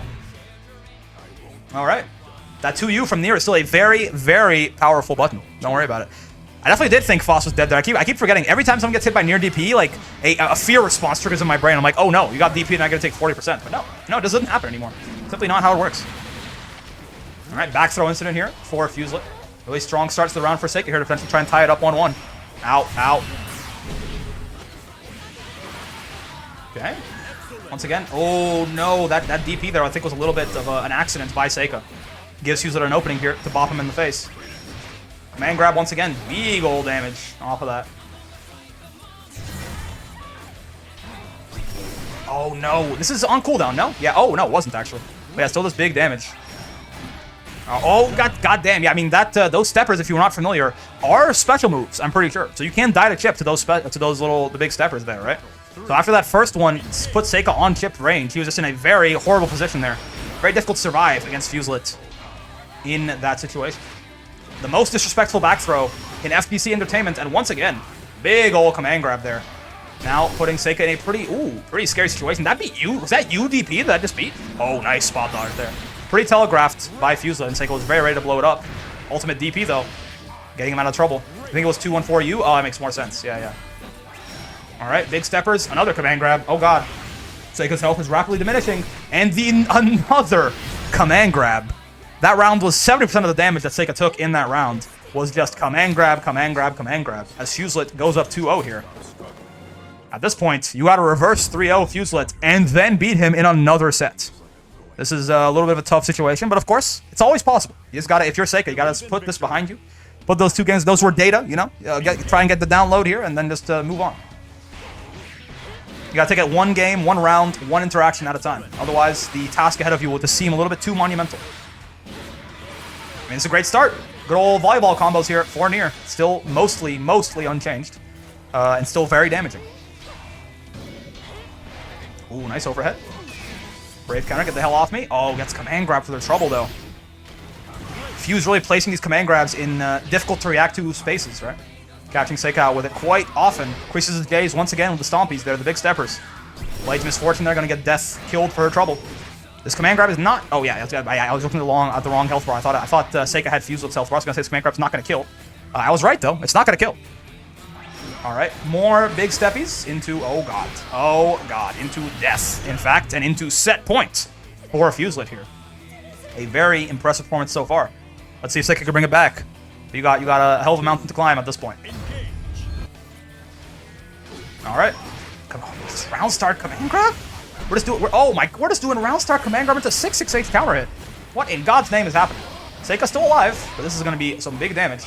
But it's still... Oh, God, command grab again. He's just rotating the options, man. Too well. All right, you gotta... Oh, no, he just gets his J's creased once again. And if you was in that last round, just like everything had come together. Just absolutely had the read on what he needs to do there. And takes the tournament 3-0. As the champion of the third Wall Brawl. Got denied last time by Gabagool, placing second. But this time, comes home with the crown. Good stuff from both players, but congratulations to Fuselit for taking it there. What is up, brother? How's it going? What's up? Hey, hey, hey. Doing good. Having a good night. Yeah, clearly. You're playing amazingly, so that's something. You want me to beat your ass or something? Well, I mean, that's definitely going to happen. But first, you know, sure. address your adoring fans. How does it feel? How was the tournament going? It was pretty good. I mean, I would say the Voss mirror definitely caught me off guard. Shout outs to Hishe or like Winshe. How do we pronounce his name? Sorry. I'm uncertain, but surely one of those attempts may have been correct. How do you feel? Quirky, right? He gets quirky at 5 a.m. Yeah. How do you feel about having to kill a fellow Vasaraga there to move on? I mean, look, man, he 2-0'd me for the first like 2 games, and I was like, no, I can't have this. I had to lock in. That's true. I had to start mewing as well while I was playing. Yeah, you started mewing, you started mogging into the camera. Yeah, I literally didn't blink. Too, awesome. You know? Okay, well, I have 2 questions for you before we get going here. One, what's with the typing? What's with the... Oh. Is that just like... Because it's a very unique... I've never seen anyone but you do that, where you just type... Do you like manually put spaces between everything? Yeah, I do. You have like a macro for it on your keyboard or something? No macros. Damn, he puts in the work. Yeah, it's a habit to put emphasis on special words that I want people to focus on. That's fair. Like a name, usually a noun or a verb, so like an action or a place or a person. But you know, since I didn't know how to bold words like in Overwatch 1 or Discord, that was the only way to emphasize, you know. That's so funny. Okay, I see. Yeah, you didn't learn how to instead of it's 2 asterisks. I'm sure you've learned by now. But honestly, it's nice. It's unique, right? It's got your own special style there. It makes it very recognizable. All right. Well, the second question I have for you is you won the tournament, so you get a role. You get a special role. It's some bragging rights basically. Do you have a favorite color? What would you like that color to be? You don't really type in the server too much, but if you did, you can flex on people with your special color. Maybe really dark. Let me think. You can think about it and tell me later if you don't have something right off the top of your head right now. I want to put you on the spot. Let's do some sets first. Okay. I think by all means. Yeah. God damn. Okay, so I think I've run into you once before on ranked, and you beat my ass. So we'll have to see. I have gotten better since then, but I don't know if I've gotten enough better. No, I think you got definitely a lot better. You got more comfy. We shall more see. SPDs during when I'm in the corner. Is you just trying to condition me in advance? You're going to tell me to do SPDs, you're going to jump every time I get a block, some block pressure on you? Possibly. I mean, maybe. Just a little maybe. bit. Who knows? Let's keep you guessing. Oh, wait. Maybe damn it. Lazy wants me to switch to the goddamn Beelzebub theme. I could have done it this time, too, but I keep forgetting. It's okay. He can survive. He doesn't need... he can just listen to Eustace thing. So how do you feel about the buffs, the boss? I mean, it seems like from an outside point of view, it seems like it's not nothing. It seems significant, right? But of course, you're in a really good position to sort of answer the question about how significant they really are, right? I would say it messed up a lot of my setup timing. But, really? Yeah. In like a permanent way or in like a muscle memory way? Like the setups still work, but you just like, oh god, my feet. They still work, but you just need to do them a little bit quicker now or slower now, or is it just like completely messed up forever? Like the timing just means they don't work anymore. I would say it's a muscle memory thing. Okay. But it's like Avatar, for example. I think I know that some of his setups are like actually gone with the way that they made some of his moves a little bit faster. What am I supposed to do here, man? Oh god. What if I did this? I knew it. Oh god damn it! God damn. What do I? Listen, I take a big risk, man. I was getting blown in half there. Yeah. You punish it with I mean, what ultimate else could you DP have too. You done, didn't even right? like spot dodge. You're just like, nah, I'm just gonna grab you. Yeah. Fair So enough. usually I wait for people to do something. I gotta, If yeah, I you gotta don't be do more aware of anything, you I'm taking gonna- my feet out from under me like that, man. At 2 end. What the super jump? Yeah.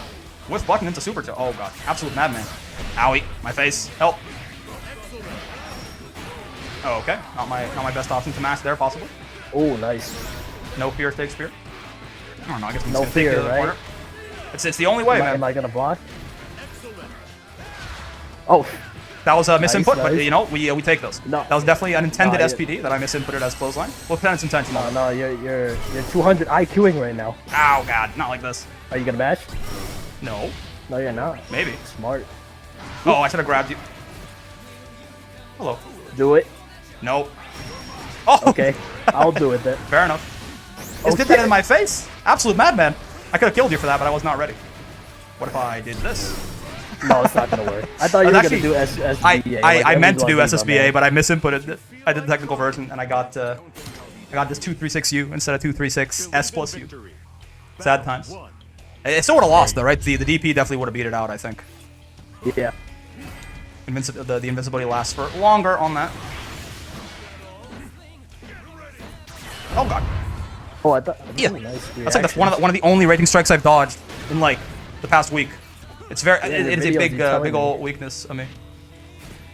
I was gonna say, Oh baby. you're bluffing when you're saying you didn't react. You just. No, I'm not bluffing. reacted, I've got right? I've got a little better. I've been working on the mental stack a little bit, you know. Don't hit me. Yeah, Don't we hit me play with low. neutral in Oh this god. game. Yeah. Oh, Bobby.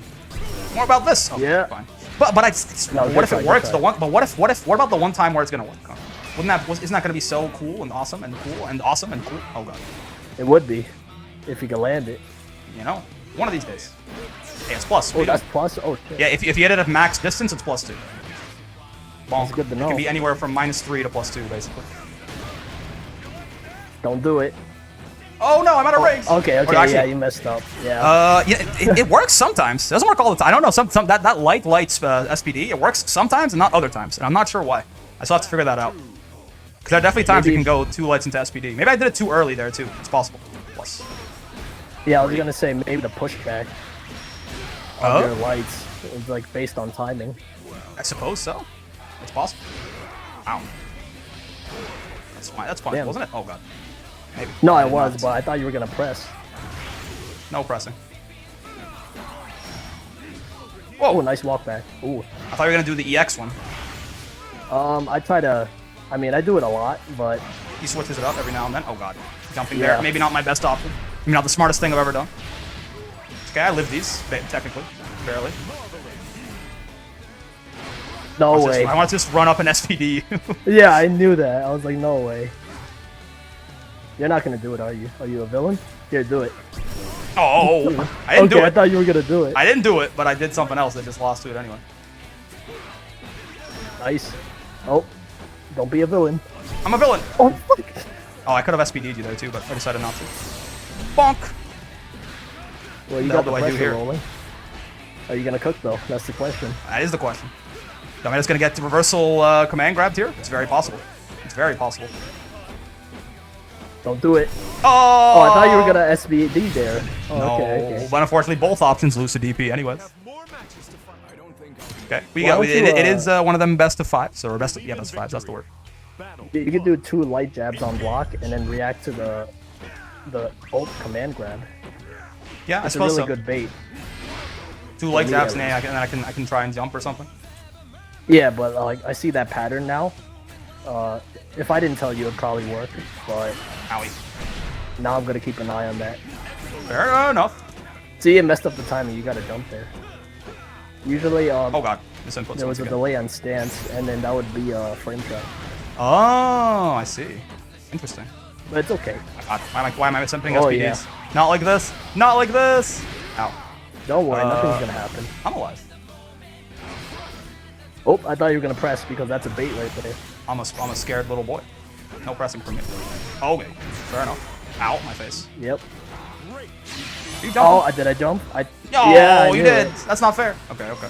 Oh, Oh, wait, I you missed just out of out. range. Oh shit. Or no, it was No, I too missed early, that. right? Yeah. Content button. Oh no, you're not gonna. Not the content button. That would be What the Gabba only possible. Oh god, the only possible W I can say. You know, I did get my ass beat, but I hit him with 5U. But unfortunately, no such luck. No such luck. I mean, you'll get me off guard. Maybe one day. Maybe one day. Not today though. Apparently. Maybe today. Who knows? You might just do it right now. You never know. Yeah, I'll never know until it I happens, see it. or maybe it doesn't happen. Honk. Oh, I fuck. Alright, I will never change up my again. pattern. Oh, I did. You know what? No, it would have yeah, worked yeah. too. Hey, if it wasn't for you stupid kids and your meddling dog, I would have had that. But I just messed up my timing. Oh god. Owie. You're Owie. gonna be fine. Don't worry. I'm out of break points. What's gonna happen, huh? What's the worst that could possibly? What What you are you spot dodging? Oh, I could have. You spot dodging preemptively, you madman. Oh, right. There's nothing there. Oh, okay. Nice bait, but I timed it. Yeah. So if you time it like that, is it like? Can you not jump it? Is it gonna basically catch you the second you land? No, you could jump again, but nobody Okay, ever does that. I see. Yeah, it's just like Don't spooky. Oh, I tried to. Yeah, I should have done the command grab instead of trying to do for a normal there. Oh, Nope. not again. Why is his reversal better than mine?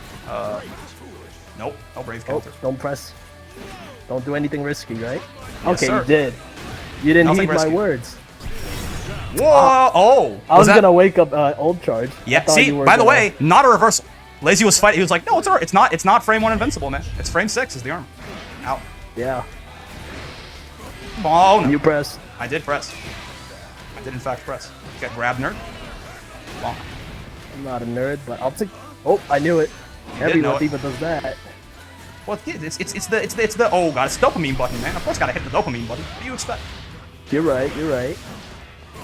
Oh, Oh, that's minus, isn't it?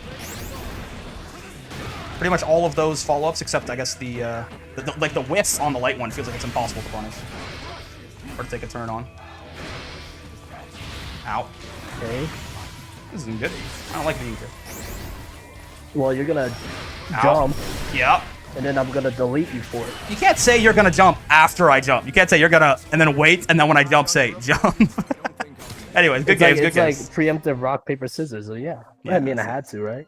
Oh, the heck. Hello, kill. Yeah, good games. I did in fact kind of get my ass handed to me, but that is to be expected. We'll get there. We'll get there. I'm a work in progress as it is. But yes, thank you for the games. The other thing that the winner of the tournaments gets, if you have been watching the videos, is you get the opportunity to suggest a video idea of some kind. That unless you tell me to do something inappropriate, I will accept. I have veto power, but I trust you to be wholesome and not suggest anything a little too crazy. So do you have an idea already? If not, you can always just message me later. I'll message you later because I'm pretty steamed out That's fair. right now. That is very fair. you know, You've had a long night. Gotta make it a good video, you know. No, it's I fair. think. It's fair, man. It's totally fair. All right, yeah, thanks for the games. And obviously, Yeah. well done again. Really great stuff in the tournament there. Unfortunate that Gabagool couldn't join this one. You couldn't get your revenge, possibly. But maybe next week. No, like this tourney brought me closer to him. I'm friends with him now, so. Oh, it's awesome. good, right? You guys are both really nice, honestly. So I think, yeah, it's a good match there. Oh, wonderful. Any Yeah. last words for your adoring fans, Fuselet, before I head out here and go record the outro for this video?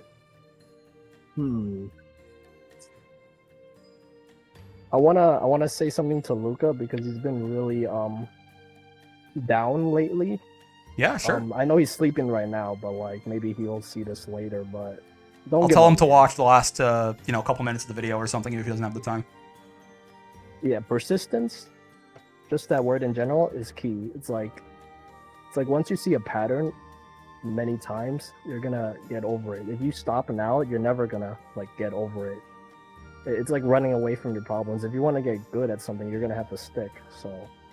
Yes. If I may, I feel like I say this a couple of times. The only thing that can stop you from achieving a goal is giving up. Is that kind of what you're getting at? Yeah, because he preemptively says like, I can't win this. It's a losing matchup. It's like Yes. those talks will really get to you if you repeat it. It's like the same thing. If you're always positive, it's gonna be a repeating loop in your head. So Yeah, absolutely. he should start doing that. You know, like I'm a little worried. That's why. Man, you're so nice. What the hell? Lazy was telling me that you're super nice, and I can definitely see that he was not kidding. God dang, taking your moment on the stage here to help somebody else out. That is awesome stuff. Yeah. Great stuff from you, man. Congratulations again on winning the tournament. Incredibly well played. Thanks for beating my ass. I'll be looking forward to that video idea. Oh wait. Oh, One more thing. I Yes, like absolutely. light blue. Light blue. light blue. Okay, yeah, that works. Everyone is dark blue by default here, but I'll still stand out, I think, with the, if it's a little later there. Sounds good. Yeah, I'll be waiting for your video suggestion. And otherwise, I suppose for everybody here, I will be shutting this stage down now. Say goodbye to everybody, Fuselet. I'm gonna go record the outro for this video. Bye. All right, and that is going to be a video. That's going to be a tournament. That's going to be a hell of a tournament. It's going to be a hell of a champion, huh? How about that Fuselet guy? What a nice guy. Honestly, everybody who's come on to talk with all these winners have been very, very fun people, for sure. Right, but it's also cool to hear that Gabagool and Fuselet, after that tourney, they got to be friends. You know, they're both. I'm a big fan of both of them. Right, so it's great to see that they get along and things like that. And yeah, great advice there. Obviously, Fuselet director to Luca, who's a member of the Discord server here, he's showed up in a couple of the videos. Maybe some of you more regular viewers are familiar with him too, but it actually applies to everybody, I think. Right? I think what Fuselet said there is really good advice, and again, it's just persistence is really important, right? The progress is always you're gonna have ups and downs all the time, but as long as you just don't give up, you can do whatever you want, right? And I really like the idea too that he mentioned about your emotions and your self-talk and things like that are gonna work in feedback loops, right? If you are positive to yourself, it's going to be a positive feedback loop, and you're going to slowly just kind of buff yourself over time. If you're negative and you're dooming before anything even happens, it's going to be a negative feedback loop, right? So really sound advice from Fuselet there, and I think everybody who's not just Luca, anyone who's trying to get better at fighting games or Granblue or any skill, really, it's a really good piece of advice, I think. So kudos to him. With all that being said, that is going to be a video there. So if you made it this far in the video, and for like the 10 of you who did, then I got 4 things for you as always. For number 1. Make sure to join the Discord server. That's where these tournaments happen, right? If you want to get a chance to fight Fuselet and all these sorts of players in tournaments, maybe even win. And we also have an intermediate tournament for D to S rank players, S plus actually starting next week, D to S plus. So if you want a little bit of a bit more of a chill experience, you can definitely join that one. And then of course it's the open bracket that you guys just watched, right? So I encourage you to join the Discord server. But there's a link in the description, by the way. But I also encourage you to keep it the nice and welcoming place it currently is. You can see everyone in there is super nice. If you saw the chat while Fuselet was talking, everyone was super supportive and things like that. It's a great place. It's a really wonderful community, and I'm really proud, honestly, of it's getting pretty big at this point. We've got like 250 people almost in the server, and it's still like a really nice, welcoming place. So please, if you join, keep it that way. Nobody's been banned or really even moderated at all so far, but if I have to, I will. Just don't let that be you, okay? Don't be the first person I ever have to do that to. Of course, for number 2, if you like the video, and if you got this far, I know you did, get down there and like the damn video, man. Come on, it's free. It don't cost you nothing. Play up to the channel. I appreciate it a lot, of course, while you're there. For number 3, that subscribe button, that bell button, they are right over there. They'll keep you up to date with all this content we're throwing at you here. We got 3 videos every day, right? So that's like, on days like this, we're putting out tourney videos at 4 p.m. That's like 5 hours of content every day.